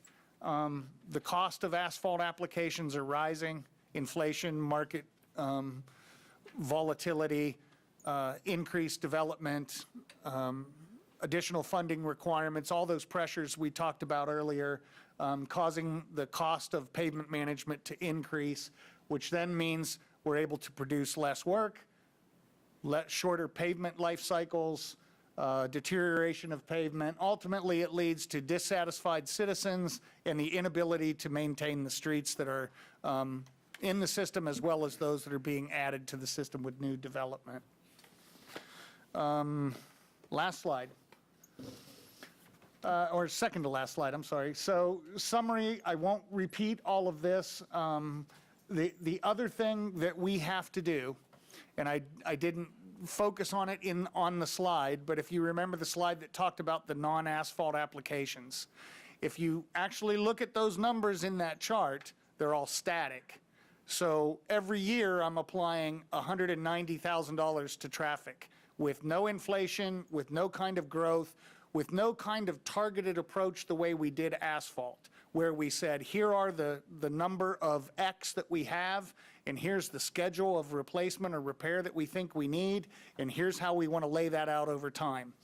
So for all of those tasks, major and minor concrete, bridge maintenance, culvert repair and replacement, sidewalks, and parking lots, we still owe you that level of detail.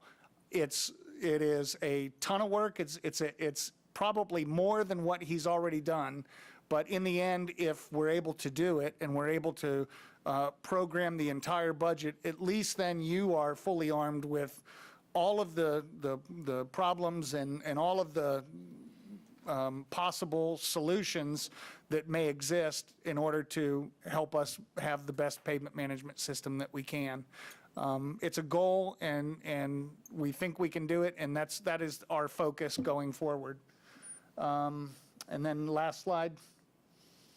If there's, I think the one big recommendation out of all of this is, in order to sustain the plan, the annual budget is going to have to keep up with the rate of inflation in terms of pavement management costs. If there's one finding in all this that stands the loudest, it's that. We are going upside down in the program to a tune of about $580,000 a year, beginning in 2025, 2026, depending on what inflation does. We can use federal fund exchange in the next couple of years, but we have to try to capture that tax revenue growth to hopefully increase the amount that we can put against pavement management.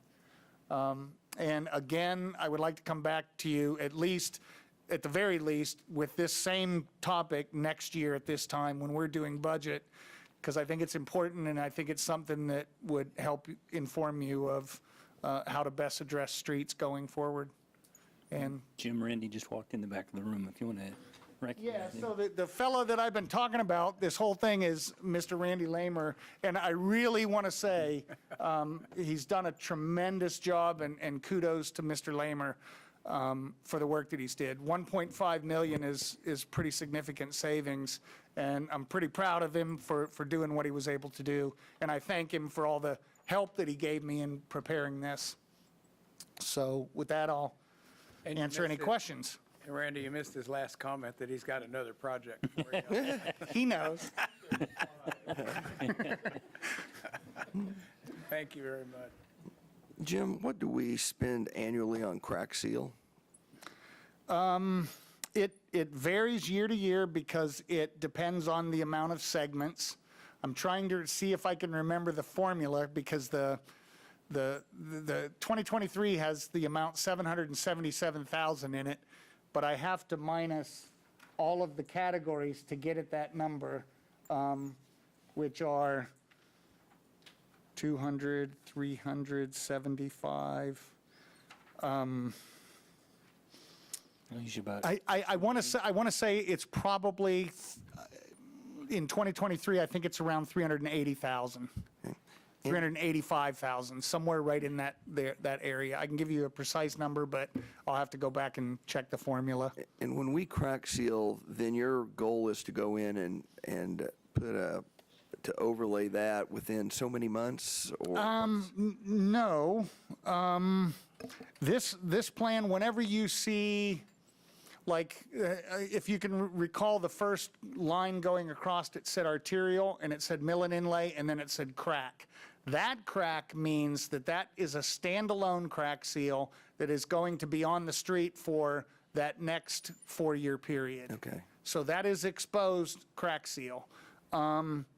What we're talking about, there's an additional crack seal that occurs before we do the next application. So 4 years ago, we put down this crack seal, and now we're getting ready to do this next application. We're going to do another crack seal, and then we're going to lay that application on top of it.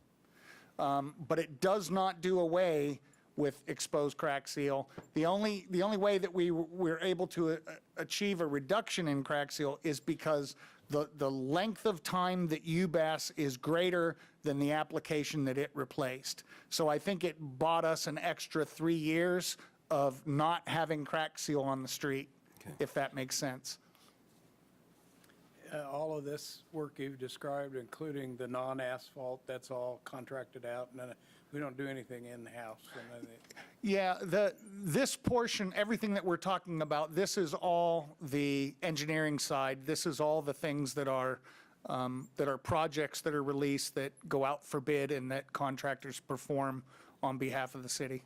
And that's the non-asphalt group you described as well? So that's a mix because, like, for example, our Mr. Johnson, one of the civil engineers that we have, part of Mr. Stack's team, is a certified bridge inspector. So he does all the bridge inspections internally. So that's something that we don't have to spend outside of this, that we handle internally. And there is another side of the greater part of pavement management, I think, that you may be getting at, and that is all of the work that the street crews in general services do.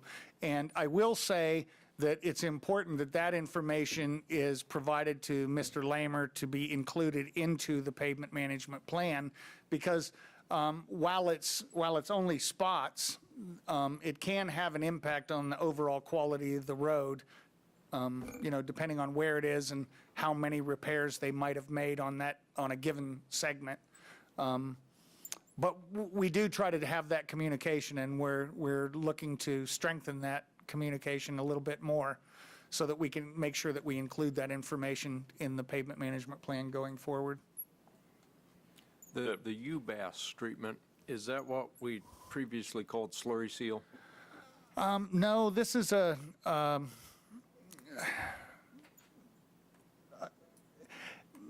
slurry is it's kind of like it's sort of part of it, but UBAS has a very, very, very high quality, this is layman's version, a very high quality oil that is first laid down over the road. So that would be similar to what you're referring to as a slurry. It's different, though. It's far superior to what other applications might use. It actually seals the road. That's why earlier I mentioned that we think we might find a savings by eliminating the crack seal before we do the UBAS. We don't know, it's unproven, but it's something that we're willing to consider. And then on top of that, there's about, Dan, is it 5/8 inch or up to 3/4 inch? Yeah, 5 inch to 8 inch to 3/4 inch rock, which then causes us, if you've been around long enough, that causes our manholes to be low. Give us a bump. Yeah, So but there you go. it's an open graded pavement that, because it's open graded, it allows water to go into the rock, so it's not on the street, so it makes the road somewhat safer. That very high quality oil is what sheets the water away. It still prevents it from penetrating. And it's a quieter, smoother Yeah, I was going to say, material. I think it comes off feeling a lot smoother. It's less expensive than a mill and inlay, but it's much more expensive than any of the other applications. And it's more user-friendly than your chip. Much more, like that, much right. more. The bridges, I think I've asked this question before, but refresh me. Magnolia Bridge, whose is that? Is that the cities? or the Out by the soccer complex? Cities. cities? Yep, Yep. There is a long-term plan to replace that, isn't there? there is. So, and that's beyond the bridge Right. numbers that we're talking about here. Yeah. That's Yeah. a capital improvement That's a project. debt finance type of approach there. Yes. A lot, and I get nervous. One thing that Jim mentioned, our in-house guys do the wide crack repair, which is what Mr. Longbine brought a picture of. Our guys have a kind of a pot. It's kind of a goopy, sandy, really thick type of crack seal that goes in some of our wider cracks. So our in-house, that's a very helpful thing for our guys to do. We had trouble finding other contractors who do that. It's hard enough to find them to do the crack seal. It's very labor intensive. But to do the wide crack repair, it's harder. So we just did that in-house, and so our guys do that periodically. Some of our asphalt roads that have the really wide cracks called thermal cracking, and it's not really a base failure. It's just a problem with asphalt that happens periodically. It just pulls apart and gives you a really big crack right in the middle. So we just have to deal with it. Just had a question regarding that chip seal product. Obviously, the application on Markley Road was not ideal, but appreciate the thought process that went behind that and Yep. trying to save money. Are there applications where that product is more palatable? I think my first criteria is it probably doesn't belong on any street where traffic is going 40 miles an hour. I don't think it's suited for that type of traffic. I also think the traffic is probably heavier than what that's really intended for, to have its ideal use. But I do think in areas where there is slower traffic and lower volume traffic, wherever that might be, that would be an ideal opportunity for us to look for ways to save money using chip seal. We have a lot of internal discussions about that because the state of Texas uses chip seal on every highway they have. So it's an interesting approach that Overland Park uses it in town. So it's really interesting. You have a lot of roads, it goes a long ways, treat your roads pretty well. So it's a balancing act. It is not as smooth. And in the case of Right. Markley, we overlaid south of there in a nice, smooth, perfect section, and then we chip sealed north of it. So it was a bad situation that kind of aligned poorly. But the county, they chip sealed Magnolia just east of Markley right there. I mean, it's chip sealed. There's chip seal all over the county right now. They chip sealed a lot of it. So you'll see it on higher volume roads, or not higher volume, but higher speed roads. So it can work. Just what do you want to deal with, I guess? Rocks that fly up in the air. It's like gravel, a little bit dusty for a while. It takes a while to work its way in, but it's effective. It's just whether we want that in town or not it's Well, it in the may air. slow traffic down when that intersection opens up for that new development. Well, it's almost like we're a think victim you're of right. higher standards where we Yes. everybody used to ribeye and Yep. maybe this minute steak will do, but everybody likes ribeye. Yep. like those smooth milled inlays. They're very nice, aren't they? But, and at the risk of repeating myself, Jim touched on it. I think there's a noticeable improvement in street quality. I think that's attributable not only to the sales tax funding that was available, but the pavement management planning that was done in advance of that and the implementation of that, since that time. I hope that it's evident that they've been very diligent. I'm incredibly pleased with the work that they've put in. And you've heard me refer to capital improvement planning in the past as whack-a-mole. Street planning could easily be that. There's plenty of communities that their street pavement management plan is, well, what roads look the worst this year, and how much is it going to cost to fix them?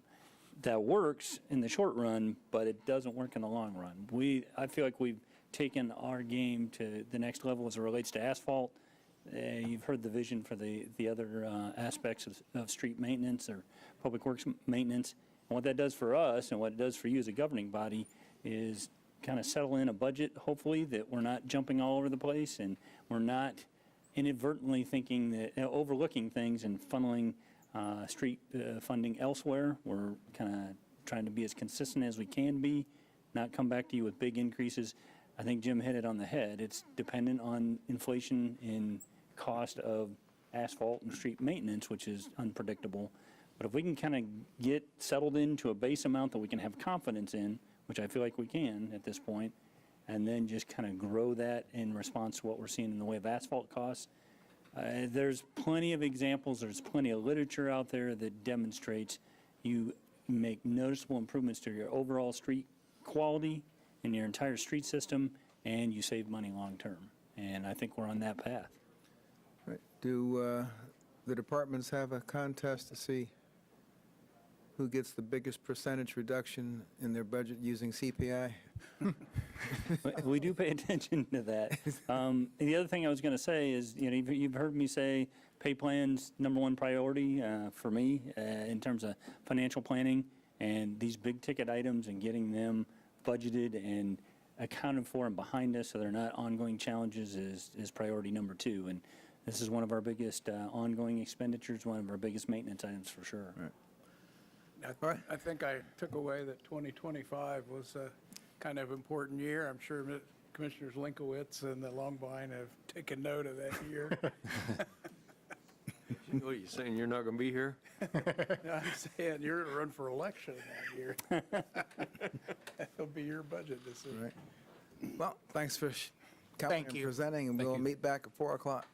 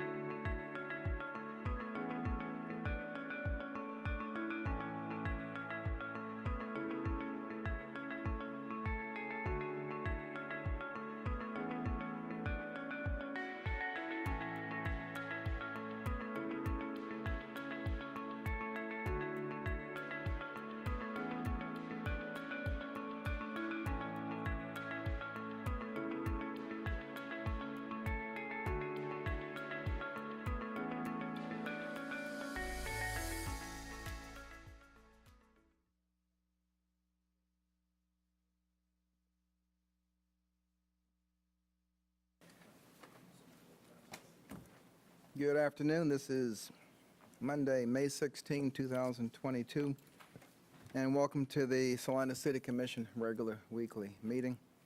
Ask the city clerk if the Kansas Open Meeting Act required notice has been properly provided.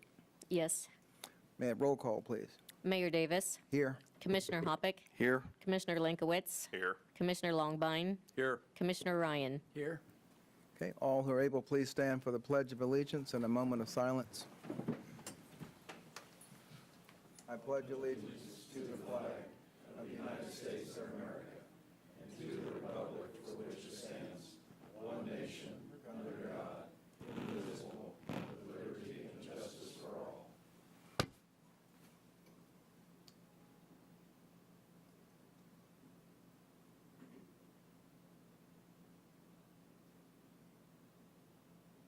Thank you.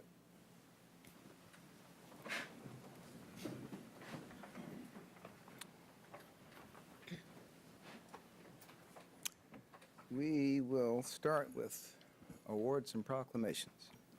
Item 3.1, recognition of the week of May 15th through the 21st, 2022 as National Police Week in the city of Salina.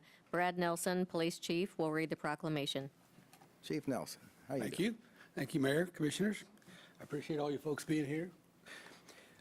Whereas the Congress and President of the United States have designated May 15th as Peace Officers Memorial Day in the week in which May 15th falls as National Police Week, and whereas law enforcement officers play an important role in safeguarding the rights, freedoms, safety, and security of the citizens of our community, and whereas the city of Salina desires to honor the valor, dedication, service, and sacrifice of its own peace officers. Excuse me, 4 of whom have been killed in the line of duty. And whereas 616 officers were killed in the line of duty in 2021. And sadly, we have here 103, but I've actually changed this 3 times since we wrote this. Now we're up to 105, unfortunately. 105 officers have been killed in the line of duty so far this year. Our community joins with other cities and towns to honor all peace officers everywhere. Now therefore, I, Dr. Trent Davis, Mayor of the City of Salina, do hereby proclaim the week of May 15th to May 21st, 2022 to be Police Week, and call upon all our citizens in this community to especially honor and show our sincere appreciation for the police officers of this city by deed, remark, and attitude. Whereas the Congress and the President of the United States have designated May 15th as Peace Officers Memorial Day and the week in which May 15th falls as National Police Week. I call upon all our citizens to make every effort to express their thanks to our officers who make it possible for us to leave our homes and families in safety each day and to return to our homes knowing that they are protected by officers willing to sacrifice their lives, if necessary, to guard our loved ones, property, and government against all who would violate the law. Signed the 16th day of May, 2022, at the City of Salina, State of Kansas, in the witness thereof the seal, and the signature of the city are affixed. Trent W. Davis, MD, Mayor. Thank you. You have some excitement coming up this week. We do, May 18th, we have our annual, it's annual, but we haven't had it for 2 years because of COVID, unfortunately, but we're having our annual Peace Officers Memorial Ceremony at the Jerry Ivy Memorial Park. It commences at 8 o'clock in the morning, and we'd love to see you all there. It's certainly in these times, it means a lot to our officers, and obviously it's rough doing what we do, but we still come to work every day, and just the appreciation, it's just fantastic, and we love the support. And we have a very supportive community, and I know my employees, I know they know that, so thank you for that. What are acceptable ways for citizens to say thank you to officers? Well, my wife says she waves at every police officer she sees and only about halfway back, but that's because they can't see her. But no, I mean, something as simple as just thank you. I mean, just like anybody else, just common courtesy. We generally don't get called because somebody's having a great day. So when they call us, it's not to tell us we did something right. It's because somebody did something wrong. So just appreciate each other. I mean, appreciate what we do, not just us, every city employee. Just be nice to each other. It'd be a great thing. Well, maybe you'll have 30 dozen donuts at your door come Wednesday. Could be. Could be. Could be. But very much appreciate it. We certainly thank you for all that you and the entire force does. And sometimes all you hear is criticism, but rest assured, even those who criticize you expect you to answer when they dial 911 and look They're very happy to see you show up. Yeah, that's very true. I think, there's by far, I tell my officers and employees that the majority of the population supports us. There's no question, but we just don't hear that much from them. Sometimes all you hear is from the negativity, and we just have to work past that, and we will. Well, we'll make this national say thank you to our Law Enforcement Officers Week. I appreciate that, Mayor. Come on up front here and have you take this on behalf of the department. I really don't like this leaning over thing. Let me run over here. Bring the guys up. Well, I saw what it looked like in the picture, and it just looks... The fire department, it's our new tradition. If you come up here, please, with your uniform, or you're not in your color. Hold on. Copy of the fire department. Unless they're undercover. Is that it? Unless they're undercover, they can trade that.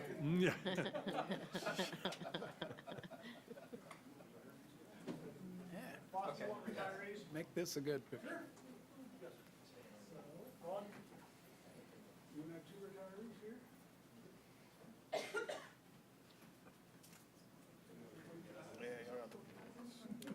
He's left-handed, so you're safe on this side. Now I feel protected. Yeah. I feel really safe. Yep. All right, right here.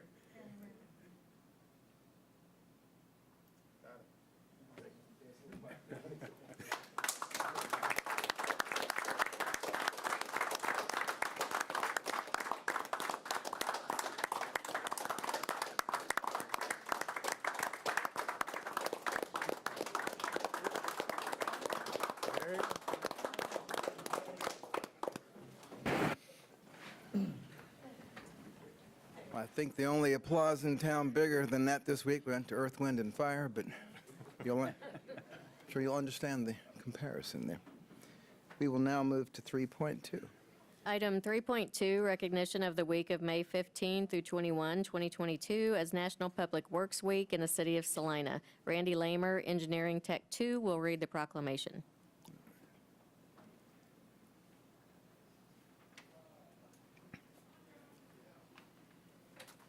Mr. Lamer. Good Hi there. afternoon. Hi there. Public Works Proclamation. Whereas public works services provided in our community are an integral part of the citizens' everyday lives, and whereas the support of an understanding and informed citizenry is vital to the efficient operation of public works systems and programs such as streets and highways, stormwater and levee systems, solid waste collection and disposal operations, municipal fleet maintenance, those services, water treatment and distribution, wastewater collection and treatment, engineering and inspection and public facilities, and whereas the health, safety, and comfort of this community greatly depends on these services and facilities each and every day, as well as in times of emergency and community disaster. And whereas the quality and effectiveness of these services and facilities, as well as their planning, design, and construction, is vitally dependent upon the efforts and skill of public works officials, and whereas the efficiency of the qualified and dedicated personnel who staff public works departments is materially influenced by the people's attitude and understanding of the importance of the work that they perform. Now, therefore, I, Trent W. Davis, M.D., Mayor of the City of Salina, do hereby proclaim the week of May 15 through May 21, 2022 as National Public Works Week. In the City of Salina, I call upon all citizens and civic organizations to acquaint themselves with the issues involved in providing our public works and to recognize the contributions which public works officials make every day to our health, safety, comfort, and quality of life. In witness whereof, I have hereunto set my hand and caused the seal of the City of Salina, Kansas to be affixed this 16th day of May, 2022. Trent W. Davis, M.D., Mayor. I guess folks only really think about you guys when things don't work right. And, Where their street needs repair. right, everyone knows that police and fire are an important service that government provides, but Public Works may actually hit at the core of what what government is needed for. And anyone who's turned on a tap of water or flushed some water is very dependent upon, can't say one department because it's really several departments. It's a team effort. Any activities, open houses, or any? Yes, Thing going on this for week. the department, we're looking at barbecue grill luncheon on Wednesday, May 18th, around noon, at the General Services Flood Control Garage area. Oh. Welcome to come. Well, that's open to the public or not? Probably not, okay. Open to elected officials. Okay, open to elected officials. Now, I will go on what kind of behalf of the funding people. will you look to provide for that? How many folks in Public Works do we have here? Well, 4 here today. well, I personally think water is very important, coming in or going out and roads, and so come on down front. We're not going to let the police department outshine you.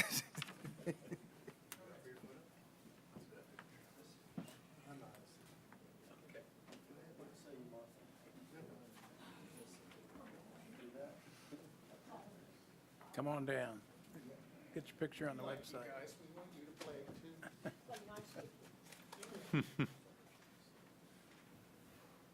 Probably the biggest part of the city budget, too. Here we go. Got it. Thank you. Thank you all.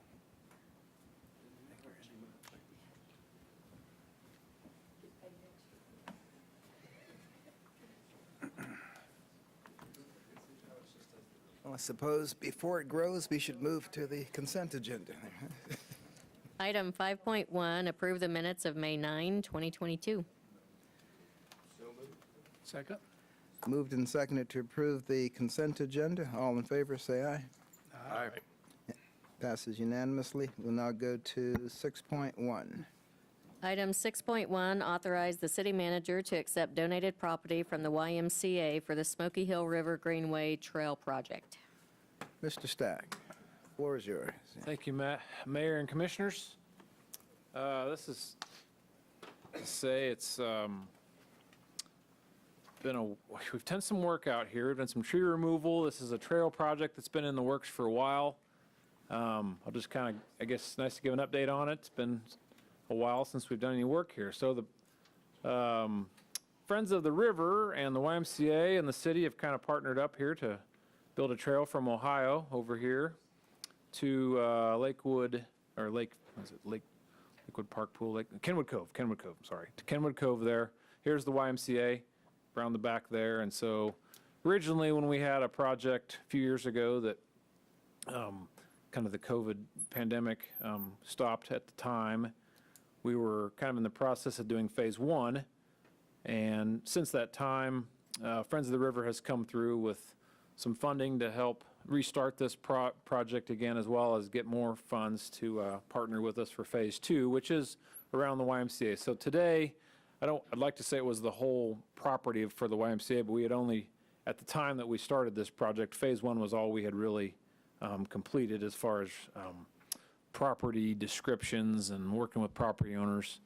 The Y gave us an access easement through here, kind of where the east, kind of with their property borders, the roadway there and a parking lot. So that way, for long term in the future, we'll always be able to access the trail that way. They have a trail kind of there already. The Y has a trail that goes around there. So it's really kind of nice for them, nice for the city, as well as nice for future and for access to any work we'd have to do there, and possibility of the long-term river plan. There could be something that happens in this area that we need access for. So that's part of this agreement today. Is one of them is an access easement, the other is property over here where this red area is. It's a small property, but it is right of way. It's our fee title property that they've donated, and they plan to donate the rest of the property once we get the description written It's interesting in here between these two spots, this is a platted park property. So we didn't actually have to get a lot of property from the YMCA yet, or from anyone else, as there's platted park property in there from an old plat years ago along the river. So that's where we actually did the majority of our work, clearing out the trees in the early winter when it was a good time to do that. And so we have this part kind of cleared out already, as well as the area that they've given us permission to be on with these easements. So today is really just a formality to accept those documents, and then we'll get them filed. And my hope is to continue to bring these to you in the future with the other properties through there. So I've had good conversations with most of the property owners in there. It's just getting the formalities of the documents and the title insurance, and it's a little bit of an arduous process to get all that.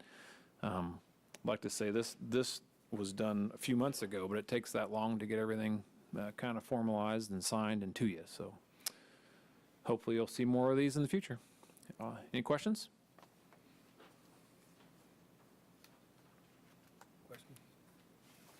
Thank you. Questions or comments from the public?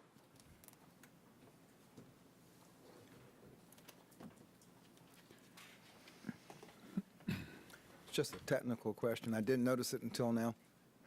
The blue sheet authorizes the mayor and the agenda authorizes the city manager. Who actually accepts it?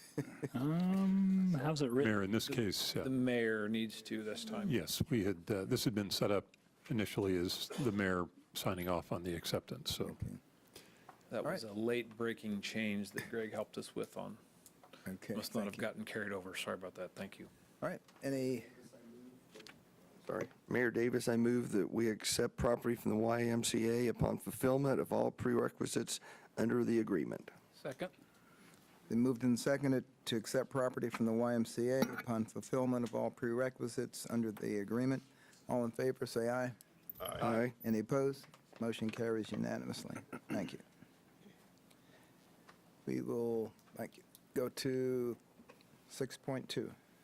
6.2 is Phase 2 of the South Wellfield and Water Treatment Plant. 6.2A, authorize the city manager or their designee to execute the certificate of substantial completion. 6.2B, approve change order number 2. All right, Ms. Tasker. Thank you, Mayor and Commissioners. Martha Tasker, Director of Utilities.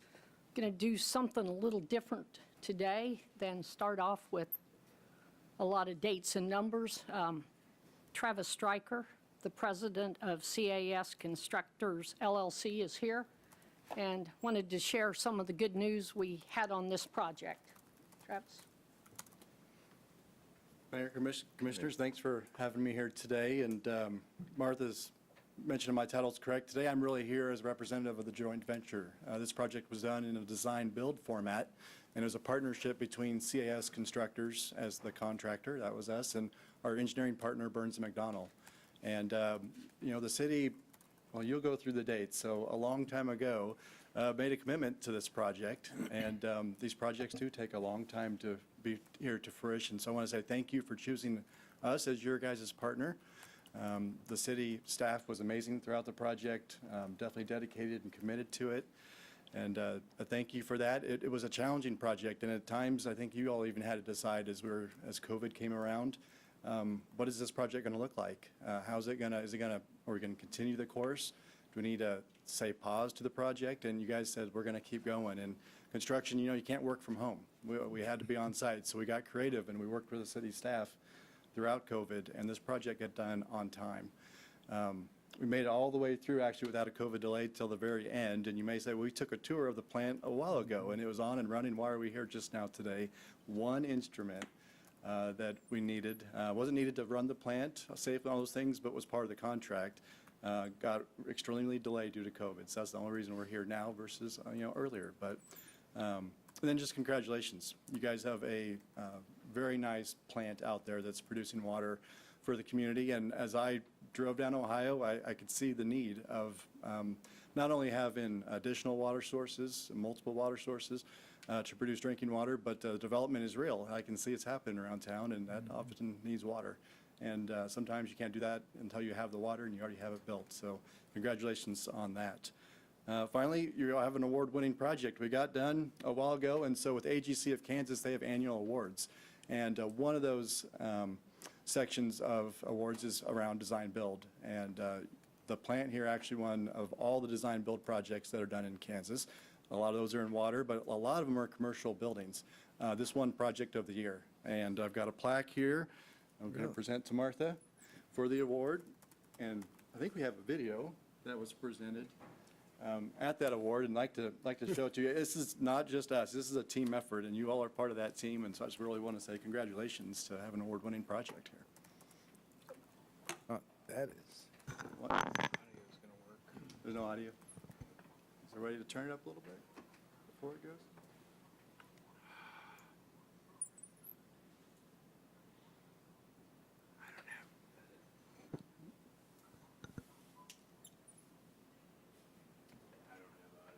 No audio? Just looking for audio, I believe. Well, if not, we can watch some photos of the project here.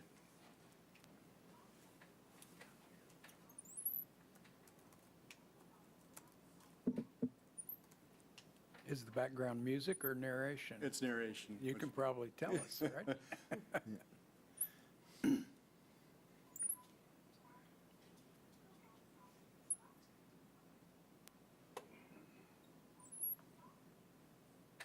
Our projects are interesting. We're there a long time. I mean, it's a 2-year-long project, and often people drive by and we've been there a year, and they're like, what are you doing? Like, you don't see anything, right? Because most of it's underground.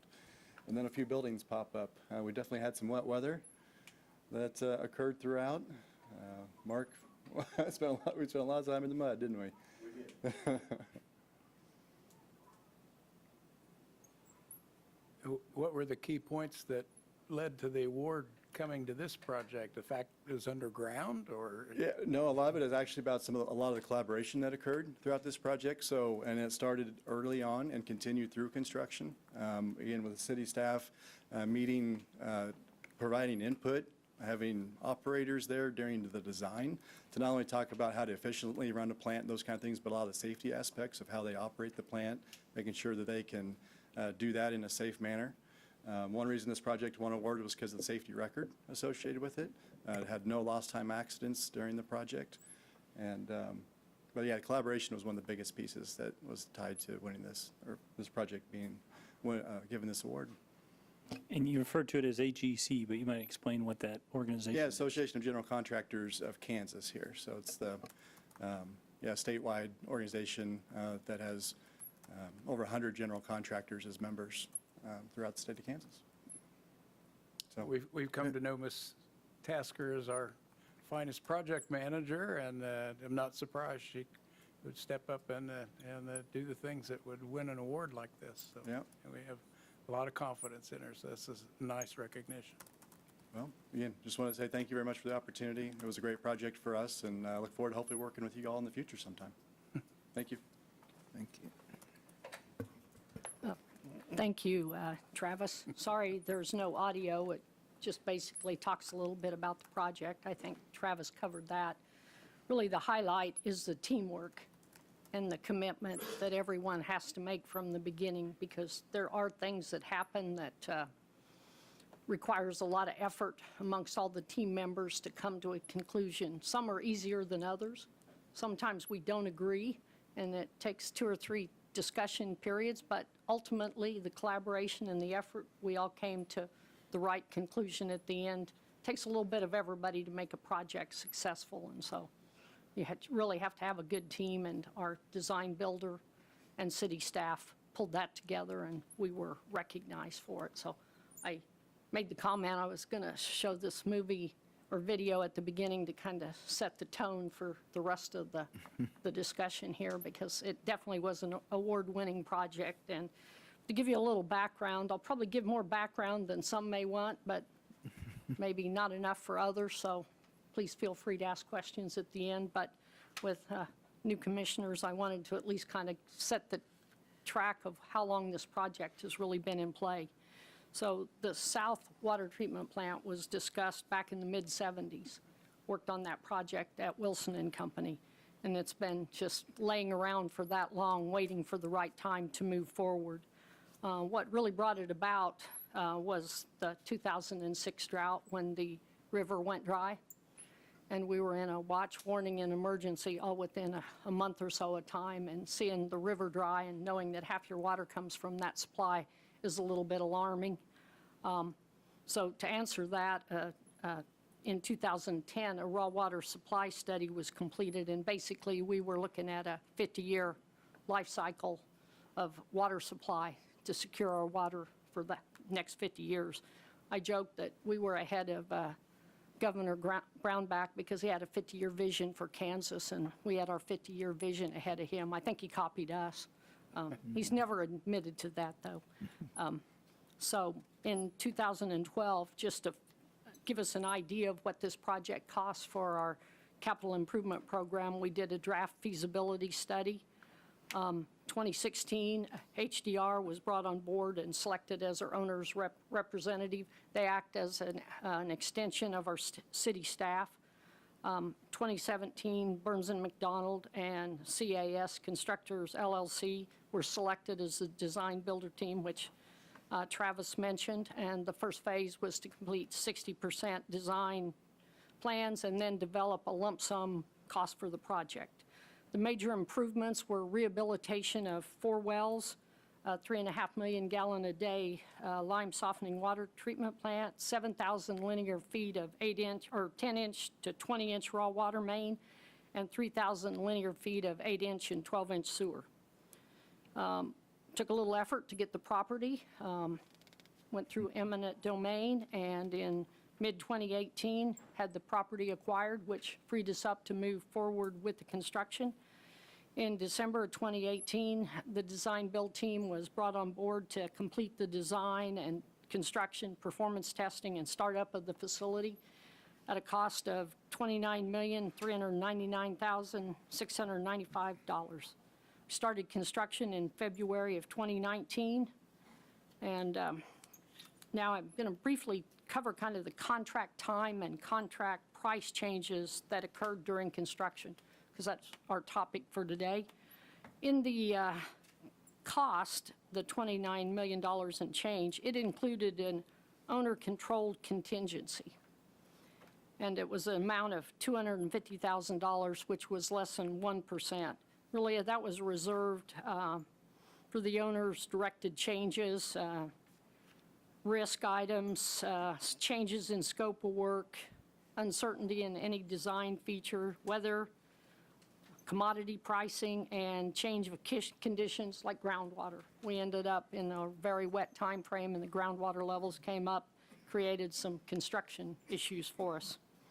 The owner and the owner's rep and the design builder, for every item that we discussed, we did a detailed analysis to determine if it was necessary, if we could share the cost, or if we needed to use the contingency. And in change order 2, Exhibit A, there's a list of those items and the item and the cost proposal.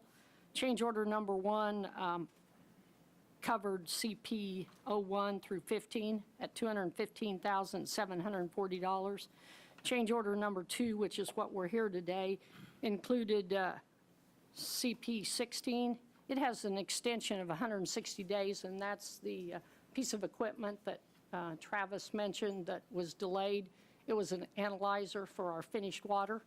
We thought it'd be here long before some of our other components, but it was the last thing to arrive and didn't arrive until January of this year. And then the last item is a proposed cost of $34,260. We had 2 lime lagoons, which you would have seen in the photo. And what occurred is the water level came up in the basins, the wind eroded the earthen dikes to where they were just a foot or 2 foot of dirt had been eroded.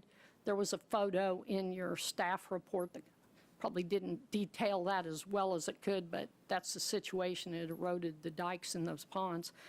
And you might say, well, you should have thought of that in advance. Well, KDHE's design requirements require some kind of bank stabilization for lagoons over 3 acres. Ours are 1 acre each. So At the time we did the design, didn't see that to be an issue, but as time went on, we seen the erosion and the wind that we typically have here erode a lot of the soil away. The design builder took responsibility for providing a solution that would reduce the future erosion maintenance for us. The overall cost was roughly $137,000. My staff sees it as an incredible betterment to the project because otherwise they're trying to mow and maintain grass on the banks or put earth back in, or you use some type of rock or rubble for slope protection. And things grow through that. So if you saw that in the photo, it's kind of a mat that lays down, and we see that as a solution for years to come. And the design builder has asked that the owner, if we would share in a portion of that cost of the amount that we have left in our owner-controlled contingency of $34,260, which would keep us still within our original construction costs for the project, no increase in change, and staff recommends utilizing those funds to pay a share of that cost. And then our plant went into service on March 10th of 2021. When it went into service, we were, everything with the exception of a surge tank that protects the system in case of a complete loss of power and water hammer damaging the pipe, and the favorite analyzer that didn't come till this year. So what we did was a partial substantial completion, put that in place so that we could start using the water treatment plant and working the bugs out and have the extra water for the summer of 2021 in the event that we needed it. And at that time, we revised the substantial completion date from February 8th, and then we had a partial completion date of March 9th, about a month later. And we had 29 days of bad weather, if you remember. Probably more than that if you remember February of last year. It was pretty fierce. And but these dates of August 13 was based on the surge tank, not the analyzer that showed up later. And so change order number 1 was executed. The contract price remained unchanged. And the contract time was revised from February 8th for substantial completion to August 13th of 2021. So today we're talking about substantial completion for the entire project and change order number 2. January 27th, the design builder notified the owner that the work for the entire project was substantially complete. Staff has confirmed that that's the case and that it meets all the requirements of our contract documents. The surge tank arrived at the plant on August 19th of 2021. It was installed. All the testing was done by August 25th. The analyzer again arrived January 10th. It was in place and started up and ready to use by January 20th. So just completing the installation of the process equipment, and we have some warranty items that are being worked on in miscellaneous punch lists. Those are being wrapped up and were wrapped up by last Friday, I think, May 13th, Friday the 13th. And so the proposed substantial completion date it moves to January 20th, and proposed change order number 2, contract price remains unchanged. The contract time revises the substantial completion date from August 13th, 2022 to January 20th of 2022. Talk a little bit about cost. The feasibility study included a proposed cost of $31,860,000. We executed a loan with Kansas Department of Health and Environment in the amount of $32 million in 2018. When we negotiated all of our costs for the project, a couple, 3 years later, after the first cost was developed, our total project cost was $32,508,549. So basically, that cost exceeds our loan amount by $508,549. The The intent is to use unspent funds from our sub-CIP. We're still a little short of staff, so I'm anticipating some of our projects will not get completed this year, and kind of earmark those so I know which ones we can use to pick up this difference. Our water and wastewater rate study, includes an annual payment of a little over $2 million a year for the loan of $32 million. Our interest rate's 2.33%. We made our first semi-annual payment in August of 2020. We make our last payment in February of 2040, so about a 20-year loan. And we're at a point where we can make final payment on the contractor for the project. We're still withholding a small amount of retainage. Total to close out the project is $109,200, and then that'll close out all of our costs for the project. The project has 2 items that require action today. Item number 1 is authorize the city manager or their designee to execute the certificate of substantial completion for the Phase 2 of the South Wellfield and Water Treatment Plant to Burns & McDonnell CAS Constructors LLC, Salina Joint Venture, dated January 20th. The other options are our standard slate. Recommend some amendments, additional information and amendments, or vote to deny, which would result in not accepting the substantial completion of the project. Action item number 2 is to approve change order number 2 for the reference project from August 13th to January 20th, 2022, and final completion by May 13th of 2022. Same slate, amendments, additional information or amendments, or vote to deny, which would result in no change order in contract time. Staff recommends option 1 for both action items, and I or Travis or Mark would be glad to answer any questions you might have that's taken place over the last few years on the project. Okay, we'll vote on them separately, but do the question and discussion together. Any question? Yeah, you said the plant did start operation January of last year, or was it March 10th. March 10th. of last year? Okay. I watched them build that plant, driving by twice a day, going to work, back and forth, and I would really like to see it someday. And I'd really like to have you see it at your earliest convenience. Yeah, we did a tour, but we can set up another. Because I asked the question as I continued to drive by, I never see anyone there. And I was told that it is automated. Is that correct?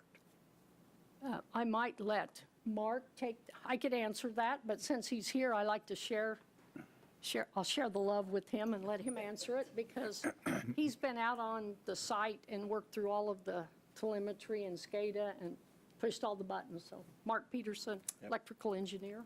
Mark Peterson, Utilities Department.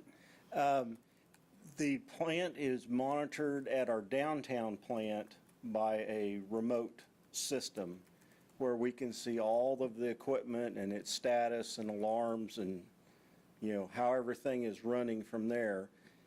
There are functions that we do need to do on site, though, because there are some chemical tanks that get refilled on a periodic basis and things that need adjusted and tested. And you just need to walk around the plant and listen for those funny noises and listen for something that isn't right, isn't normal. So we normally have staff out there 3 to 4 days a week for several hours at a time, but hopefully not early in the morning when you're on the way to work or late at night when you're on the way home from work. We try to get that done on our normal schedule in the middle of the day. So, but if a problem does arise, we get notified of that, and we would dispatch someone out there to take care of a problem. But no, there's not someone there 24/7. Our downtown plant is staffed 24/7. And is it running at what capacity? This morning it was running at about 600 gallons a minute going out to the distribution system. And what's full capacity? We can treat up to 3.5 million gallons a day, which is about 2,800, 2,900 gallons a minute. 600 gallons a minute would be just short of 1 million gallons a day, which is roughly 700 gallons a minute if you speak in million gallons. Yeah, give or take.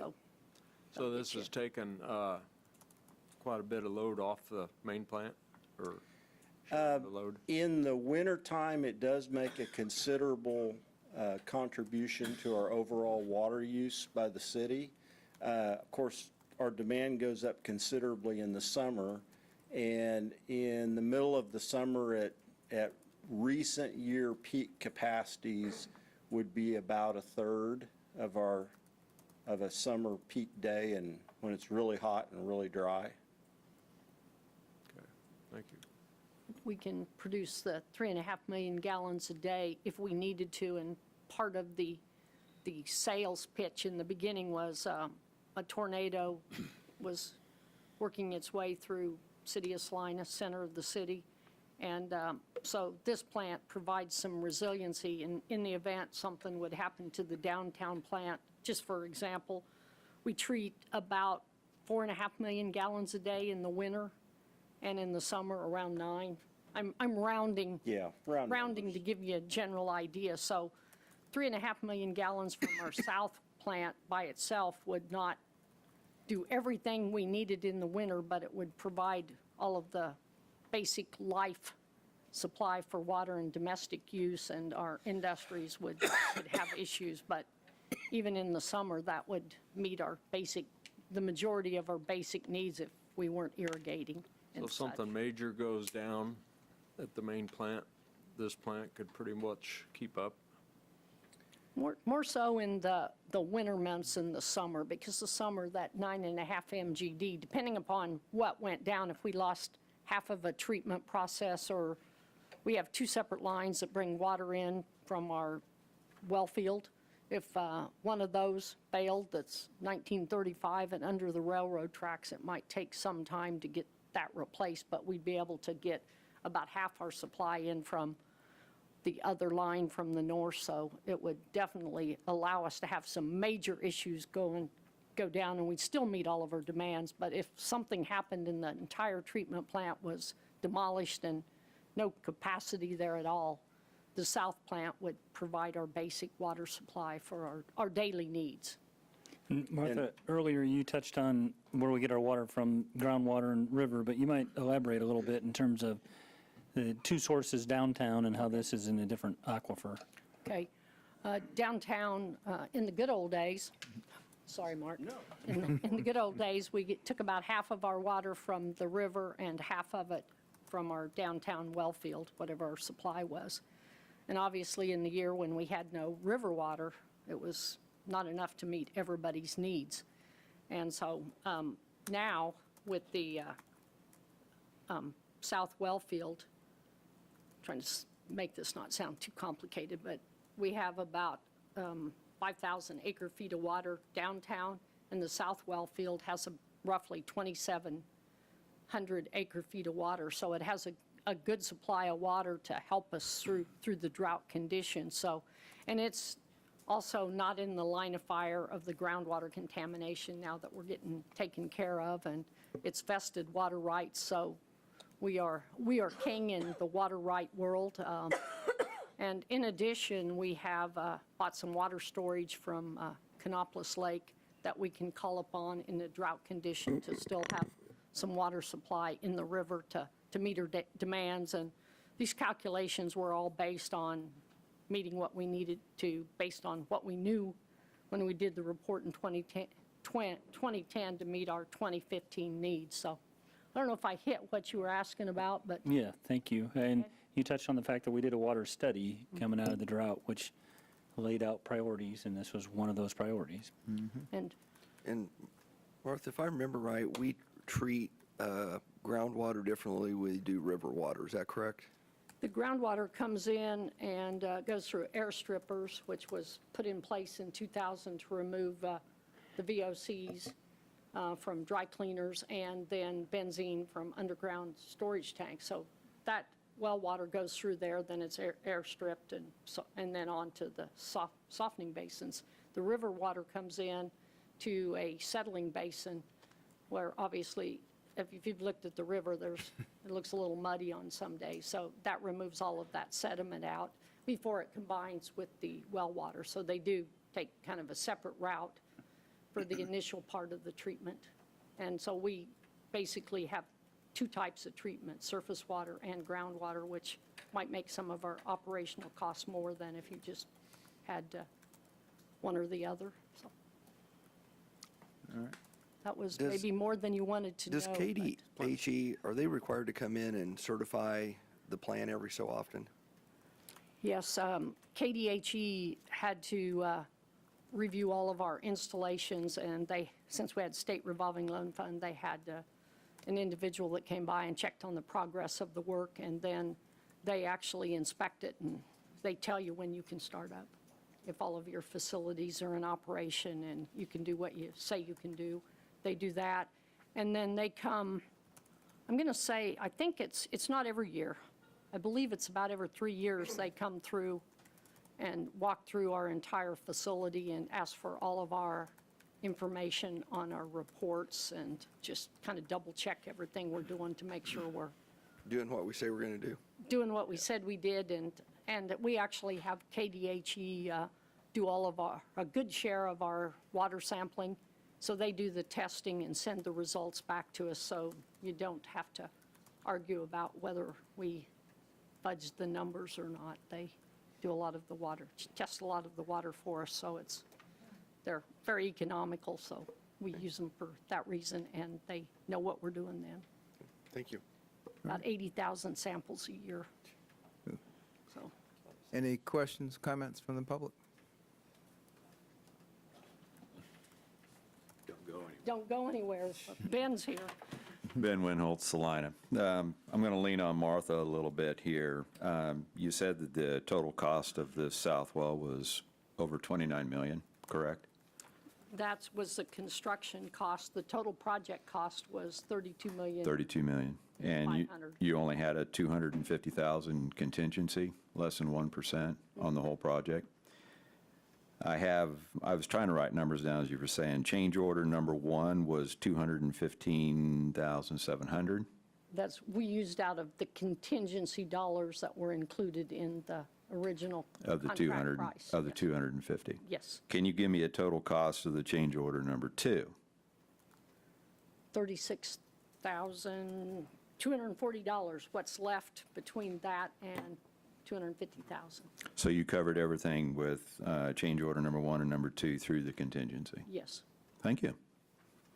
And that would be based on having a contractor such as CAS that worked with us and said we did some discussions about who should pay and how we should share it, and they were reasonable all the way through it at owning up to their part, and we owned up to our part. So as a team, we worked well. As being a master plumber for 45 years, I know what you went through on this project, and Mark too, and your contractor, basically, all of the moving pieces and parts that makes a water treatment plant alive, basically. So to be able to win an award is a great thing, basically, for this. But there are a lot of moving parts when it comes to making clean water. It just doesn't happen with a few filters. Thank you. So along the lines of the numbers, we're putting $34,260 towards a $136,800 solution. So when we talk about cost sharing, we came out on the better end of that deal, it seems like. Yeah, and Travis didn't force me to do that. He just asked if we would do that, so that's why I asked that question. But we felt like we maybe had won a small lottery the day that they made that improvement for our staff. It's just makes all the difference in the world in the erosion and future maintenance. So we think was incredibly kind of them and fair, just to be honest. Unrelated to the project, did you go to Topeka? The award was given in Topeka? The award was given in Wichita. Wichita.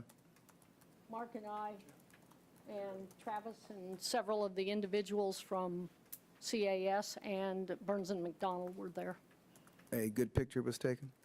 Yes, and we right. shared them with, where did he go? We shared them earlier with our media folks, and I think he did All a right. little bit of a news release, but there's more pictures out there. That would be Good. true. All right. Yeah. Because those are the good things that need to be. Yeah, we did It's it, okay to toot your own horn. The old saying, it ain't bragging if you can back it up. All right? and we did do some media release when it occurred, so we covered that. Excellent. All right. We have the action on 6.2A and 6.2B. I move to authorize the city manager or their designee to execute the certificate of substantial completion for Phase 2 of the South Well Field and Water Treatment Plant to Burns and McDonald, CAS Constructors, LLC, Salina Joint Venture dated January 20th, 2022. I'll second that.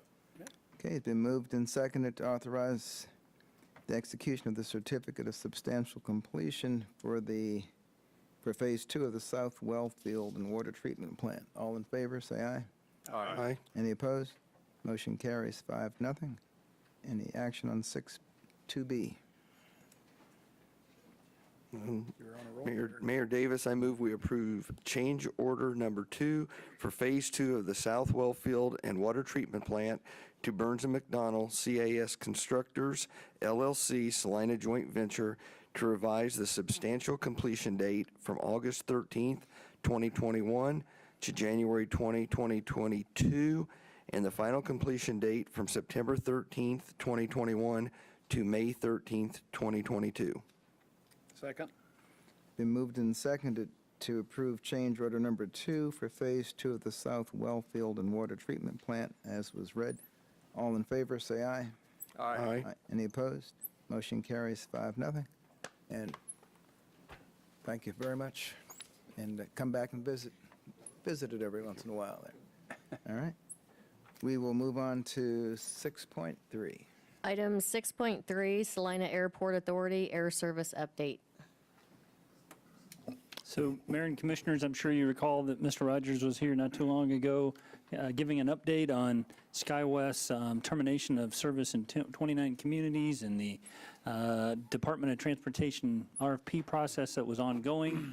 I think we left that conversation with, we expected a proposal and expected an opportunity for executives of the different local governments to get together and confer ultimately with Tim and the Salina Airport Authority, making a recommendation or providing a response to, I guess it's, I want to say FAA, but I guess it's the Department of Transportation. Things played out a little bit differently, or there's a little bit more information to consider, and so as that played out on the day that we put packets out, I just took the opportunity to not be the middleman and put Tim back on the agenda to provide you with an update this evening. Thank you. Mr. Rogers, the floor is yours. Thank you, Mr. Mayor, members of the commission, and even since Thursday of last week and Friday of last week, and even as of today, there's at one hand more focus and definition as to a continued air service for Salina, Saline County, and north central Kansas, but there's also maybe uncertainty, but that uncertainty turns into, okay, I think we know where we're at in the end. On May 11th, the U.S. Department of Transportation did receive proposals for regional jet air service to be provided via the U.S. DOT's Essential Air Service Program. And that one proposal was received by Denver Air Connection out of Denver, Colorado, proposing 50-seat regional jet service to Denver, from Salina to and from Salina to Denver, with an option for continued operation also to Chicago, Salina and Chicago. Copy of that proposal I've handed out and is available to you to look at and consider. Up until really today, and even just prior to this meeting, I've expected, the U.S. Department of Transportation has expected, and actually about 28 other communities have expected SkyWest Airlines to at some point in time rescind the notice of termination that they issued on March 10th of this year. That is yet to happen. The silence from SkyWest Airlines is kind of stunning. Their lack of communication to any of the communities involved in this is really aggravating. I'll phrase it that way. The communities have done a lot of consultation with the air carrier, trying to coordination with the U.S. Department of Transportation, and for proposals to be received on the 11th and SkyWest to remain silent up until today, at this time, really, to me, is stunning. But also I will say, it's, to me, unacceptable to serve notice on a community like Salina and others that have been good partners, and then to serve that notice of termination, and during the process seem to indicate that as things move forward, they may rescind the notice of termination at some point in time. Well, they're unwilling to define that point in time. Submitted an email to the Chief Commercial Officer of SkyWest Airlines over the weekend, expected a response, let that individual know that there were public meetings, presentations scheduled for today before the Salina City Commission, before the Saline County Commissioners tomorrow morning, and before the Salina Airport Authority Board of Directors on Wednesday, but no response. And so with that, I will just kind of sum that part of it up with that the SkyWest notice to terminate has not been rescinded. It still stands. Checked with the U.S. Department of Transportation shortly after lunch today, early afternoon, and again, they are scratching their heads too, wondering why SkyWest hasn't even responded to the U.S. DOT as far as their intent, other than their intent is to suspend service at Salina and 28 other communities that fortunately have received different proposals, not similar to Salina's, but proposals for replacement air carriers. The Denver Air Connection proposal was one of two communities that Denver Air Connection submitted proposals to replace SkyWest at with regional jet service, nonstop service to Denver.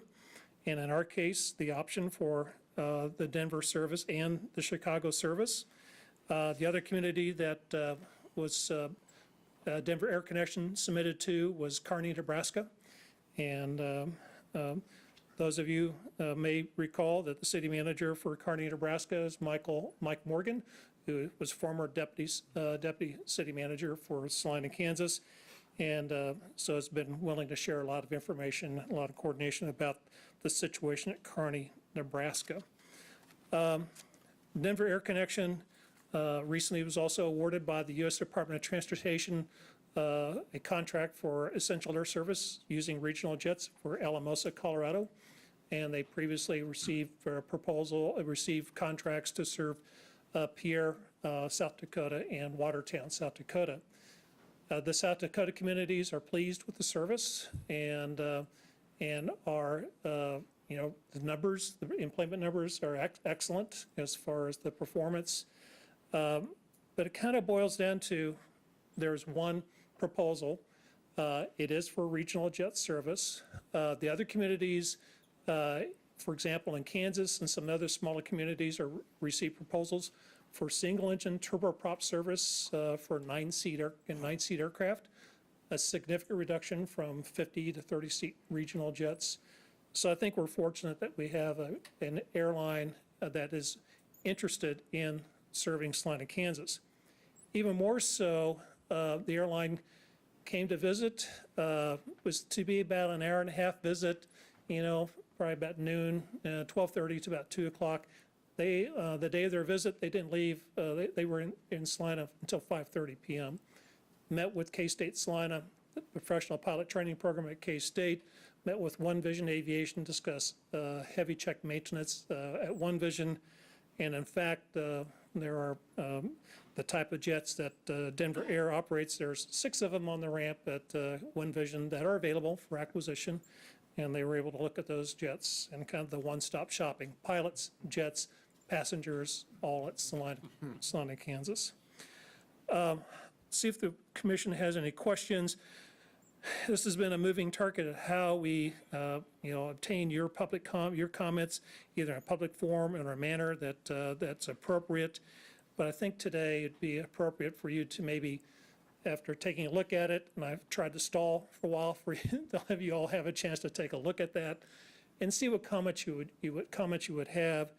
I think the one comment or the one question I would have of the commission is, and for you to probably provide me some feedback and City Manager Mike Scraggs some feedback on, is that do you have a preference for 2 flights a day to Denver, or would you like to also resume the 1 flight to Denver, 1 flight to Chicago? And if you have a preference there, I think we'd like to be able to gauge that so we can develop comments to go back to the USDOT later this week. So, Tim, when we talked last, there was some discussion about possible extension in terms of submission, and I don't know if things have changed since we talked last, but. As of today, the USDOT is ready to accept the community comments, and there's really no reason to ask for any extension or anything. The SkyWest is going to be non-responsive.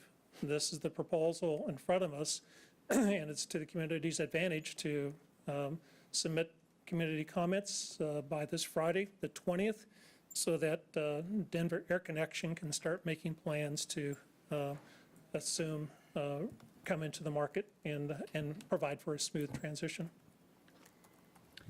I guess it's unclear to me, are they going to fly from Salina to Chicago, or is this a link through Denver to Chicago? Well, right now, the service pattern that SkyWest has been flying has been 1 flight.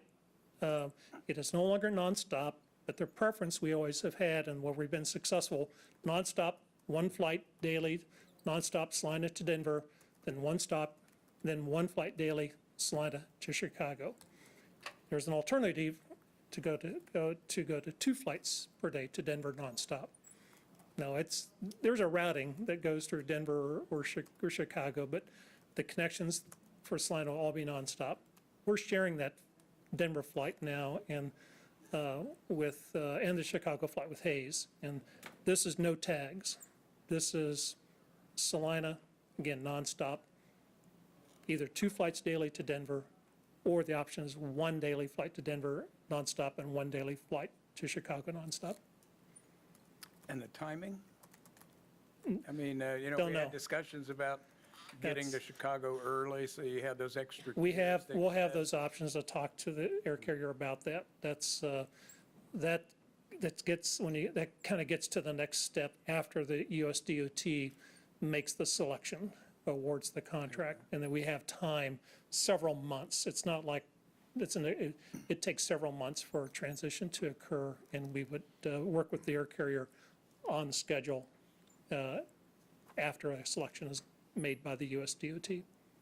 And if I'm understanding this, they have the code share arrangement with United and American as well? They have a United interline agreement, and it is not the same level as a code share, but they also have the American interline agreement, and so there's a relationship with United in Denver and American at Chicago, and I think we have the means to work with the air carrier to build on that relationship.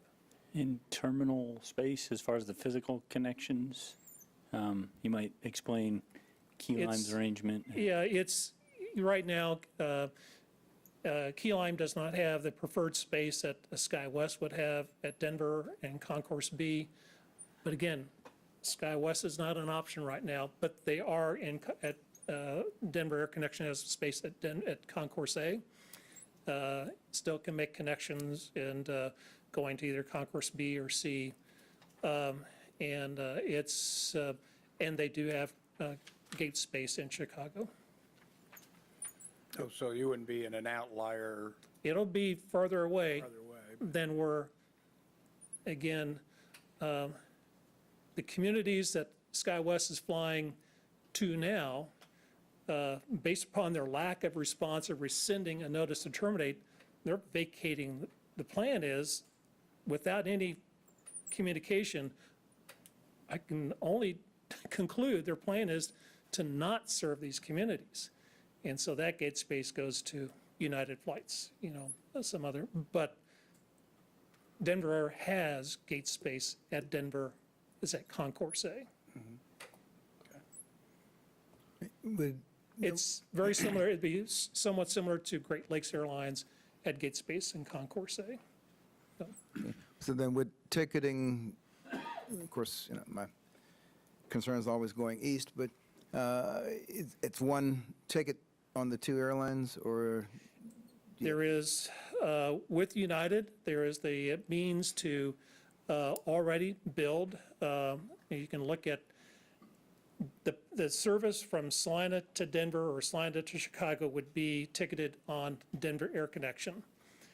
Ticketing beyond Chicago or Denver, for example, would be the interline agreement with United allows for that through fare and to, say, Salina, Denver, San Diego, and Salina, Chicago, Washington, D.C. So sitting at home, I would make one transaction or two? I can't answer that exactly for certain at this time. We will need to work through our air service consultant, Gary Foss, and the ArcStar Group on improving that connectivity and presence within the global distribution system.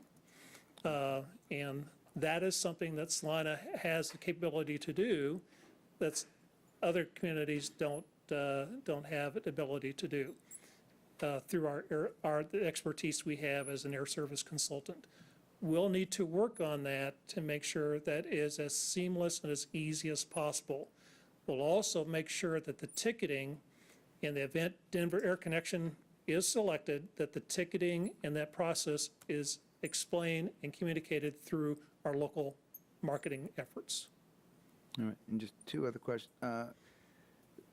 In case their aircraft just had an issue, I'm assuming SkyWest had, I hate to call them extra planes, but more aircraft available at Denver and Chicago than what Denver Air The Connection would have? answer is really no. SkyWest Really did didn't? not have, Okay. and very rarely any longer do air carriers have spare airplanes sitting. And that's especially after a pandemic and the reduction. The advantage Salina has is One Vision Aviation. So there have been aircraft that have had a mechanical issue at Salina, SkyWest aircraft, that SkyWest has had a mechanic come up and make the fix at the gate. Denver Air Center takes care of this, has the same advantage.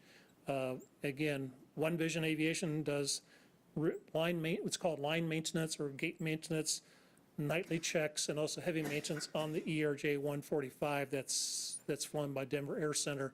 That was the purpose of having Denver Air Connection meet One Vision, and they know that they can that they have the maintenance here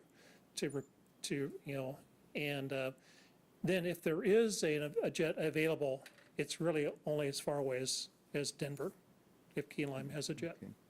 And just one last question. I was noticing on the, I may pronounce right, Dornier or Dornier, whichever. Dornay. Dornay. Yeah. I was wrong on both counts. That's all right. Okay. That's The cargo compartment has a 1,500-pound capacity. That's for 30 people, which is potentially 80 pounds. That's potentially 2,400 pounds of luggage. I just remember years ago when we had the propeller planes right. to Denver. The passengers could go, but the luggage couldn't. With 30 passenger Dornay, everybody and their baggage and their bags go. Go. Okay. Because it's carrying skis and heavy equipment right now up to Telluride. It's used extensively at Telluride. And the 328, if there is a light day, Denver Air Center, say Denver Air Connection would, for example, have a day where there's only 20 passengers booked. They could substitute the 30 passenger jet in and still take the 20 or take the 30, whatever it's booked to, but they primarily indicate on serving with the 50 seat Embraer 145. As long as they have a restroom. They both have labs, both have labs on board. So was the Denver Air even on your radar? Yes. Okay, I never Yeah. heard any discussion. And Very, very early on, and they expressed interest very early on. We just received these mixed messages from SkyWest about their intent. Well, at some point in time, they have to make a decision and move and either commit to the communities that they had notified that they were going to terminate. This is the point in time for us. They have to make a commitment to Salina. And we were confident and worked with Denver Air Connection all along, so we would have a backup and a backstop in the event SkyWest did not terminate their notice,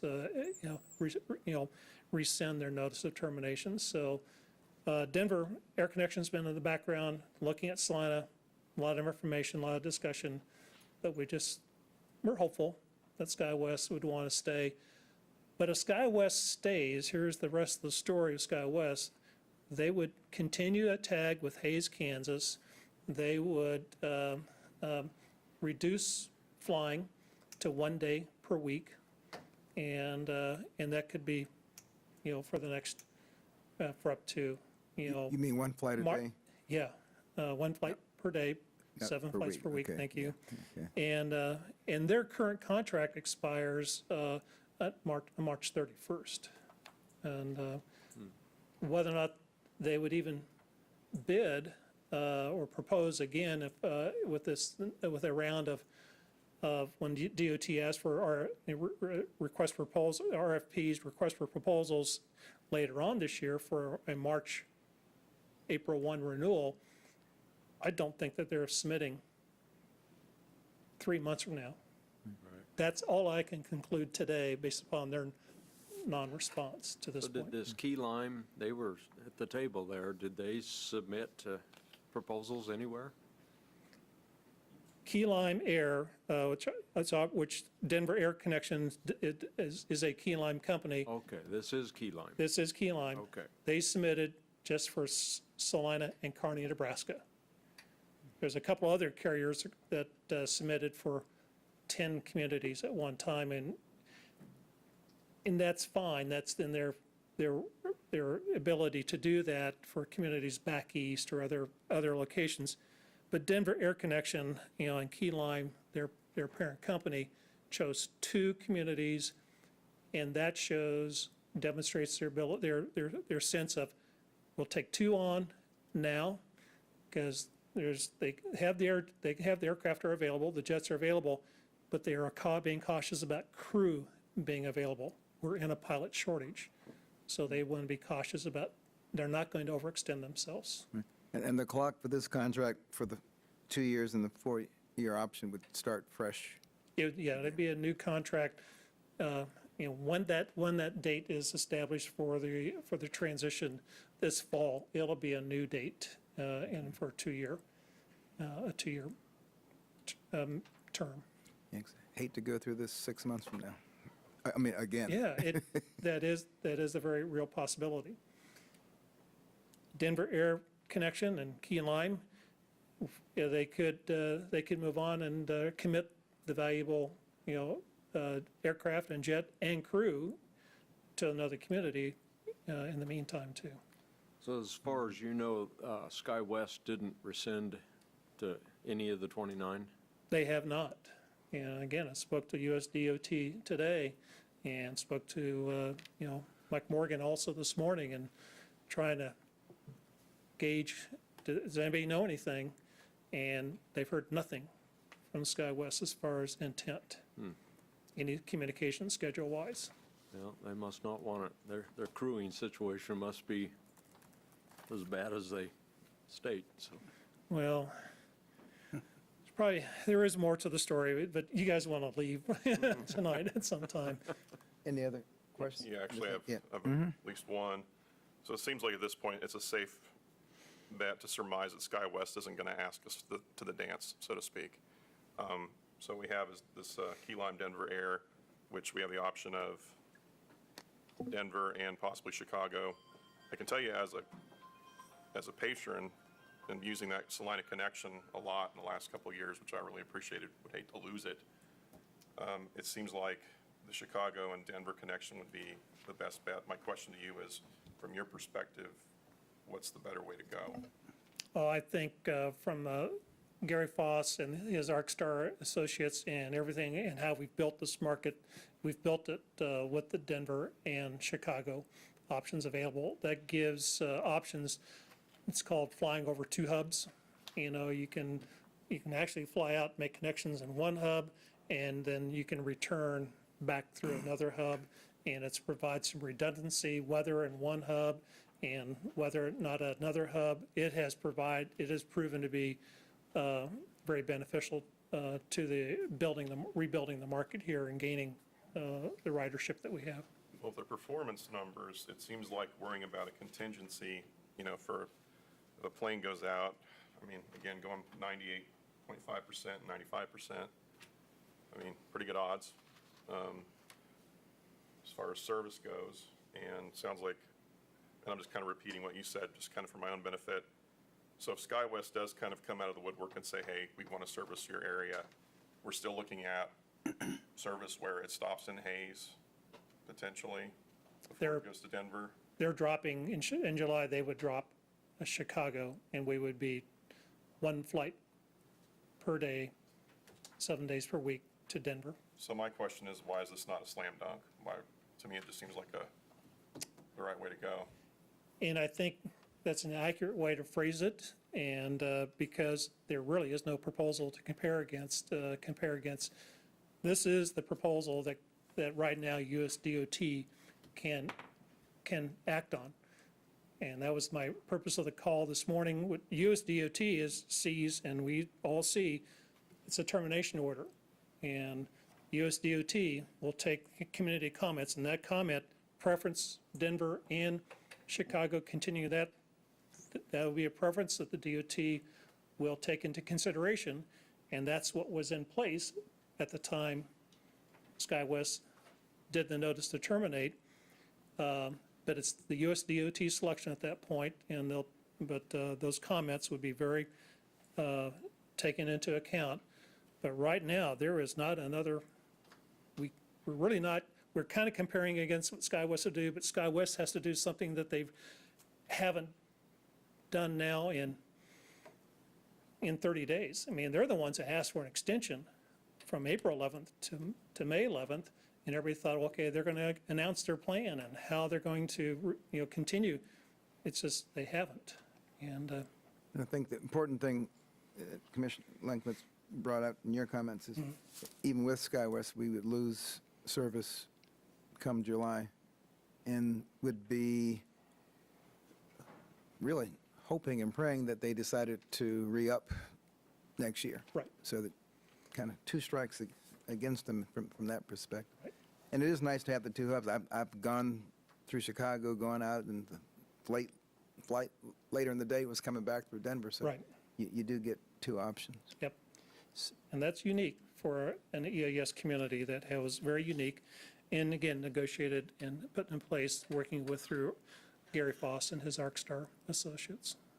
So the ultimate decision is the Department of Transportation's? Yep. Because they're providing the funding for the subsidy. Right. There's no local share. The community, the airport authority will continue to do the air service promotion, and that budget is about $125,000 per year, and that will continue. And the air carrier does contribute to that. Denver Air Connection notes they'll contribute a minimum of $20,000 per year, but we can also do a lot with ticket vouchers that can be used to trade out media time, and so they're willing to continue that. Does SkyWest have employees here? Yes. How many?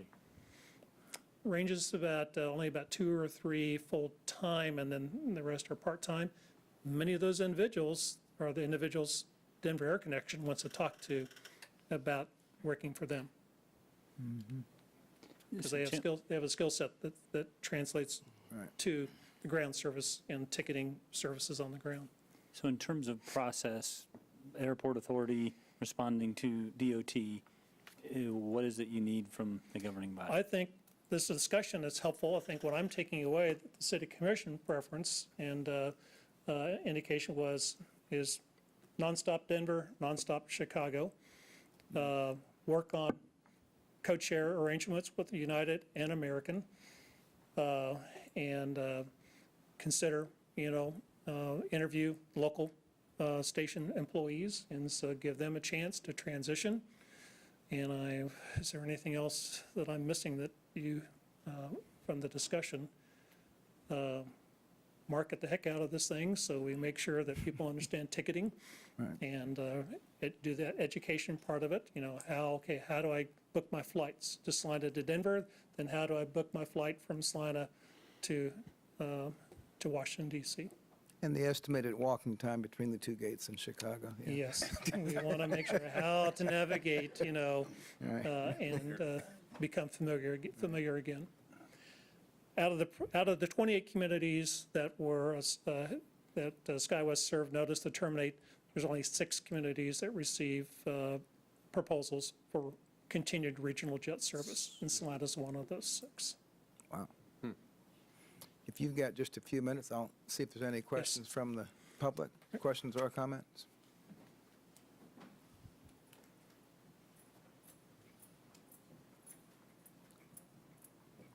Norman Mantle, Salina. Mr. Rogers, do you have any idea why we have a pilot shortage? Just a guess? Don't we have a shortage in the military also? I can address back this way. The question is there a national pilot shortage? It's multifaceted.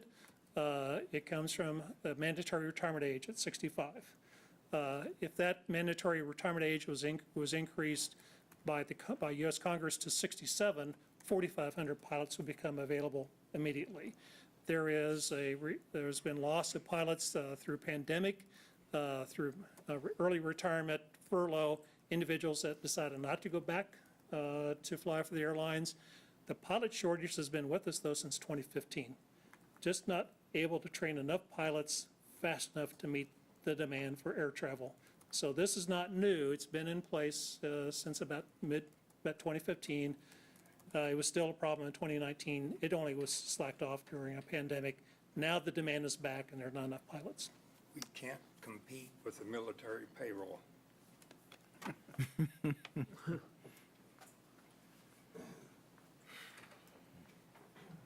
I don't mean to make Mr. Rogers run back and forth. Chad Farber, by the way, Salina. And this may be in your packet, so you may be able to answer this question. He mentioned a 50-seat jet that is going to be going. What does that compare to what we had already?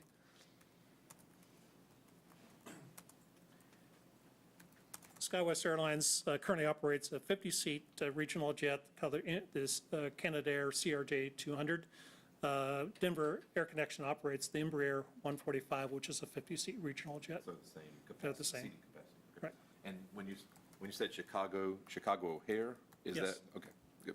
And then I would like to echo what I guess the governing body has said, that flight to Chicago and Denver I think would work best for our community, just from my personal opinion.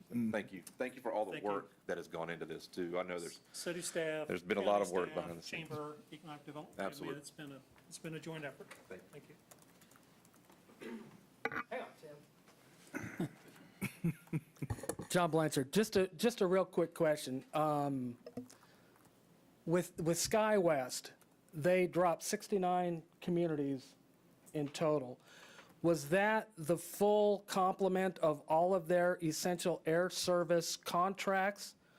Or was there some criteria regionally or otherwise that they used to select those 69 versus if there were any other? I'm going to say, you might as well turn to your right and address that directly.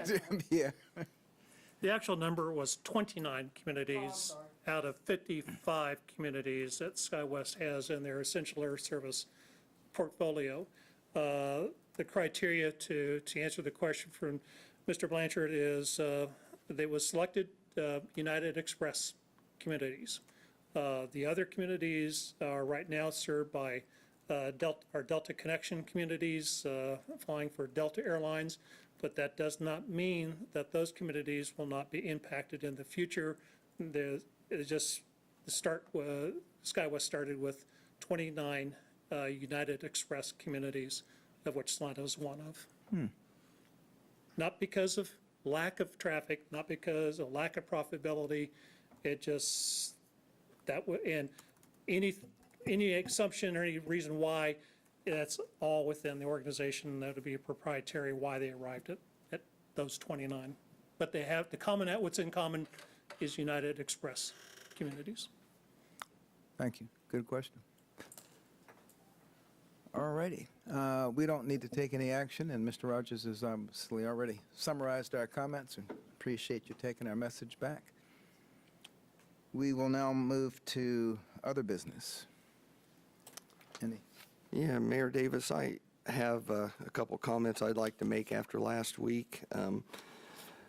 I do believe that Citizens Forum is an important part of our meeting, and it gives opportunity for citizens to comment on subjects not on the agenda. But when someone comes forward and makes comments that I feel are incorrect, not true, and not backed by facts, and are somewhat damaging not only to the commission but to the city staff, I believe that they must be addressed. And I was hoping he would be here today, but Mr. Dalton McDowell came up last week and addressed a couple things that I would like to respond to. He first addressed and to quote him, downtown looks like crap. And he stated that he had been down there last Sunday. Well, because of Sculpture Tour, I'd been in downtown Salina Friday, Saturday night, and Sunday morning, and I'm not sure where he was coming from. He talked about trash cans were thrown out. He said the metal crates were full of trash, which, if you remember, we did have a very busy weekend. We had Friday night, Air Supply was at the Stiefel. We had a concert at the new stage. Saturday, we had Sculpture Tour, and Saturday afternoon, there was another band playing during the afternoon. There was some trash in the containers. That's what they're there for. But I did not see any of them that were overflowing and caused any kind of unsightliness, to the downtown area. He also made comment that the metal bins were attached to the sidewalk and that they had to be you had to use your hands to unload them. Well, it just so happens I have a business downtown. There's one of those containers right in front of my business. I also walked the downtown to make sure they all had the plastic liners in them, and I'd like to share this with the commission. But when I went to work at 7:30 this morning, Salina Waste Systems was emptying the one in front of my office. And if you can tell, there's a plastic liner in there that is pulled out and dumped. So the fact that someone has to use their hands to unload those is not correct. I would like to give the SDI staff, Leslie, April, and Diane, a round of applause and kudos, because I walked the street Saturday evening, and Sunday morning I drove it with my mom to show her the sculptures from Presbyterian Manor, and I did not see one bit of trash on the streets. And I know they picked up after the Saturday afternoon concert, and so anyway, I felt that needed to be straightened out for the record, and I think they're doing a great job. He did make some comments about there being weeds. I know we have the round pots that the SDI's taken care of that look very nice. The flower beds, I thought had been pruned nicely. I know we did have a problem last year towards the end of the summer. And again, I'm not enough of a horticulturist to know if some of those were weeds or if they were plants, but it looked like it was manicured, and I saw no problem with them. The other thing that really bothered me is he made a comment about our bidding process. And we have a purchasing policy that's intended to maintain public confidence regarding purchasing, achieving the best value for the city, establishing appropriate purchasing controls, and fostering broad-based competition. One of the ways that we try to achieve the goals listed above is by running a competitive bidding process. We try to take the lowest bid if it is within the confines of the bidding process. In other words, if we go out and we bid on equipment, there's certain specifications that have to be met. If those specifications are not met, yeah, we may not take the lowest bid. I'd hate to say that I think we'd have more taxpayers giving us a hard time if we weren't taking the lowest bid, if it met the criteria that was set out. He also went on to say that he found that us giving our bids to our buddies was crap, that crap was annoying. It's also illegal, as he stated. And I would tell Mr. McDowell and anyone else that is aware of any insider bidding that's happening, that they come forward and contact the mayor immediately, because this is a serious accusation, and not one to be taken lightly. I believe our staff does a good job when it comes to bidding, and I didn't like the tone of that. I think it sounded like there was some things going on in the city that would not and should not happen. I do not believe they are, but if somebody has any indication that that is, I think we need to address it. So that's all I had. Thank you. Any other business? Well, I would concur. I think the downtown looks very nice. I get compliments frequently. I guess I'd Agree there. update, that might be another business item. I know each of you are interested in the status of the court ruling on the initiative ordinance. As of the time we came down here today, we don't have any new information to report. Still on hold or waiting for that opinion to be released. Was it commented that Judge Hickman was leaving on a vacation? That I don't know.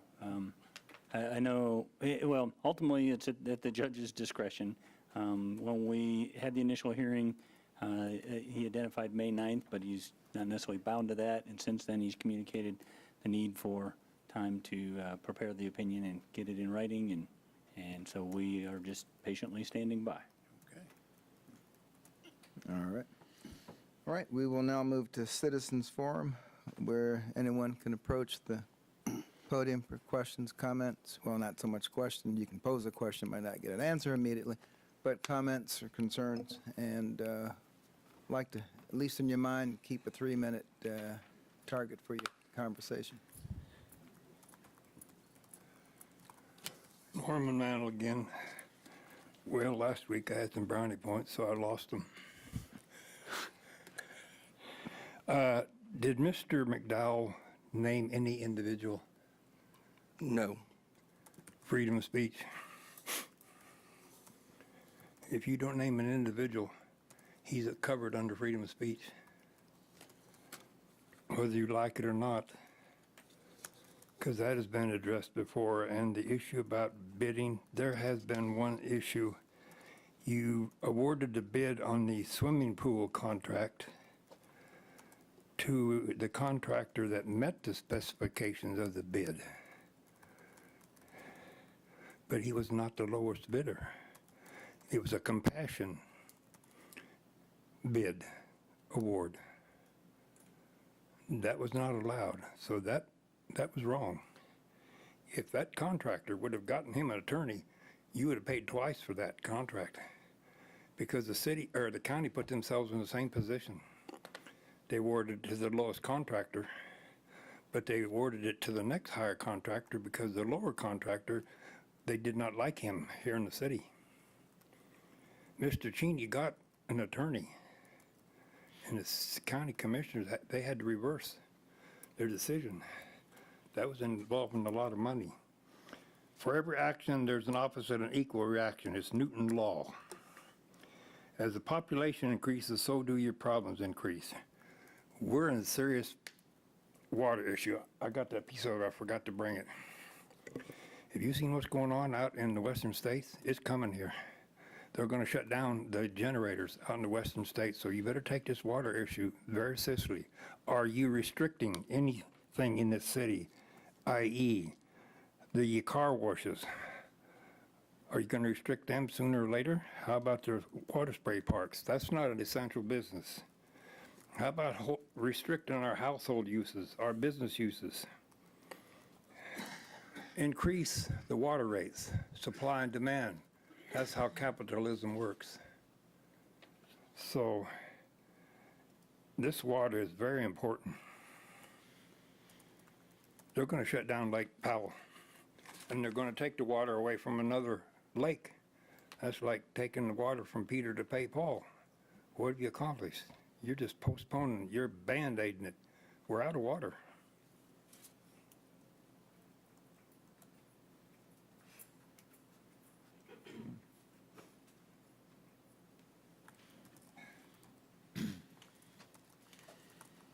John Blanchard. I agree, downtown looks nice. You know, we got to take the good with the bad sometimes. So I understand your frustration, but I would just encourage you to let some things roll off your back. I did call prior to the Smoky Hill River Festival last fall, as many of you know. I sent an email and said, boy, it'd be sure nice if some weeds were pulled out of those beds. It was done immediately, and I said, you know, thank you for addressing that. I didn't come to the meeting and say after the fact, boy, it sure would have been nice if you did that.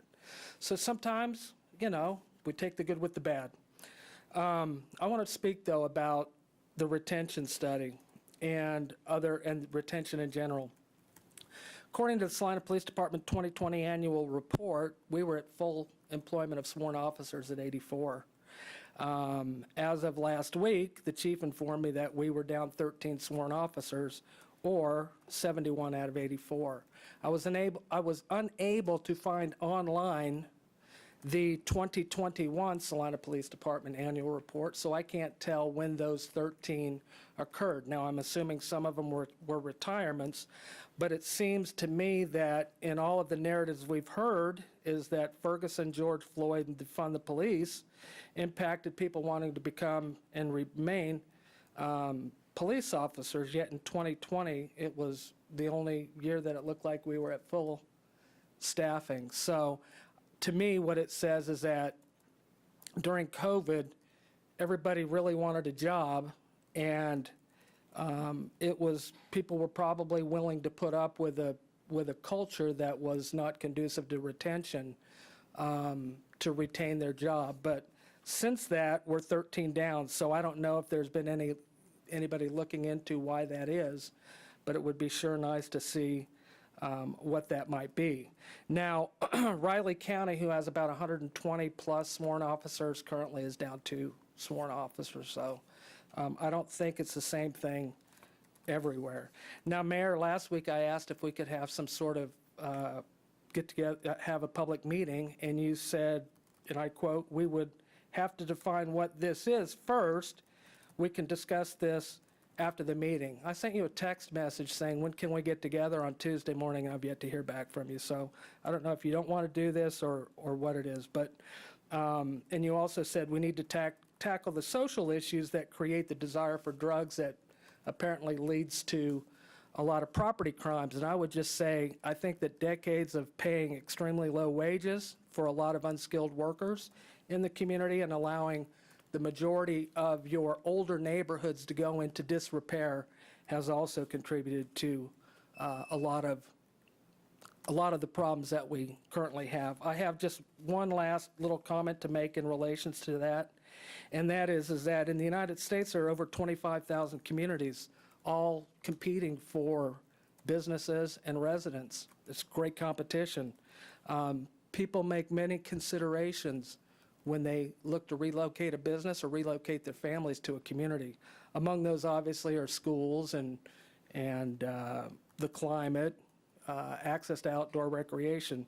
But 2 very important ones related to what this current discussion that I'm trying to have with you guys is that the question, is this community safe, and what are the local taxes? And I think that retention is extremely important because it touches both of these on an important level. A well-trained, experienced police force is invaluable, and retention is extremely cost-effective and helps to keep the costs of the police department overhead low, so that we then have some of that money that we're not using to continually train people to invest in our current officers and help with retention that way. So once again, I hope that we can get together and have a further discussion at some point, but that's up to you. And just one last thing for the city manager. Any information you could give us on what's going on with the pavement at Crawford and Road? It's a fairly new intersection, and it's really in bad shape. I don't know off the top of my head, but I'll check. Okay, thank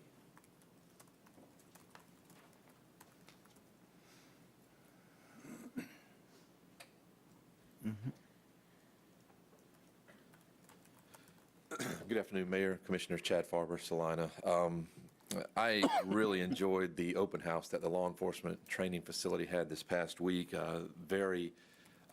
Very impressive facility, and I appreciate all that the city did in cooperation with that, and I appreciate our law enforcement as well. Several of the comments last week were focused around our crime rate here in Salina, and it's still a concern. I don't want it to be pushed to the back of everybody's mind. And since those comments were brought up, I've had the opportunity to have a couple of conversations, not just at the open house, but at other times with some of our officers, our law enforcement here in Salina, and they were questioning when that retention study would be released. And I said, I have no idea. In fact, they referred to it as the pay study, so you can see where their direction was for all of that. Is there a time when the pay study for our law enforcement will be released? Next Monday will be a study session with the City Commission more broadly about the pay plan, the methodology, the cost estimates for budgeting purposes. That conversation will then inform how we implement, which will then get to the next level of detail. Okay. So the study session next Monday will include the law enforcement portion of that study? It won't be going into individual positions as much as it'll be talking about peer communities that were looked at, the consultant's recommendations about implementation cost estimates, so that we can then say, do we have a way to budget for that? And then once we make the budget decision, we can get into the Next specifics. step would be, okay, all right. I would encourage as much as possible. I know everything's tight right now. Prices are high on everything, but we need to work on not only retaining, but hiring more law enforcement officers. Comments I'm getting that the little town of Abilene is paying more to their officers than what Salina is paying. And there are issues with crime, but there are also issues with morale, because all our law enforcement officers are having to deal with these crime issues, but it is such a difficult task, and I think only those who have been in law enforcement can understand that. I have not, so I can't say I completely understand it, but it is such a difficult task, and it's made even harder when they are also struggling to support their family and support themselves. And it's not just law enforcement. Here in our community, wages and salaries are not where they should be in relation to housing costs and different things like that. So I'm looking forward to that retention study, I think is the official name of it. But I do encourage us to take care of our law enforcement in our community. I appreciate your comments, and you know, pay is part of retention. Absolutely. Another profession that got hit hard during the pandemic was nursing. And while they weren't facing bullets, they were facing the Mother Nature's equivalent of it. And a lot of them decided that, you know, they just weren't, they didn't have the heart to do it anymore. And no amount of money is going to bring that person back into that profession. You know, my conversations with the chief, he has to turn down several applications because our standards are fairly high, and these folks wouldn't meet your level of satisfaction or bring honor to the department. So it's believe me, if we could go to Fort Riley and scoop up 100 guys getting out and maybe get 10 of them out of it, we would, but you know, it's not the glamorous profession it used to be. So, and maybe, you know, I don't have the answer for it, but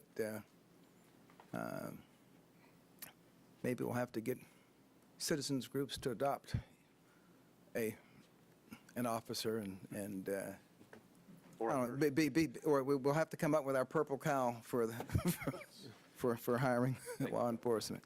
I actually have something to add to that. You mentioned about the standards for hiring. I have a close friend who works at the training academy near Hutch, and in passing has mentioned there are some departments that are maybe lowering their standards, and we don't want that. So I think we should be thankful that we are not approaching it from that angle, because I don't think it's a good one. And I would say you are eminently qualified to make that statement. Appreciate that. And I'd just like to mention, Mayor, that we got a letter this week from Shane McClintock pointing out that this is not something that's unique to Salina. We're not any worse off. This is, he's just, the end gentleman was just trying to send us facts, but he was pointing out that there are shortages in the KC metro area. Overland Park is down 12%, KCMO 17%, Gladstone 19%, the Missouri Highway Patrol 102 officers down there.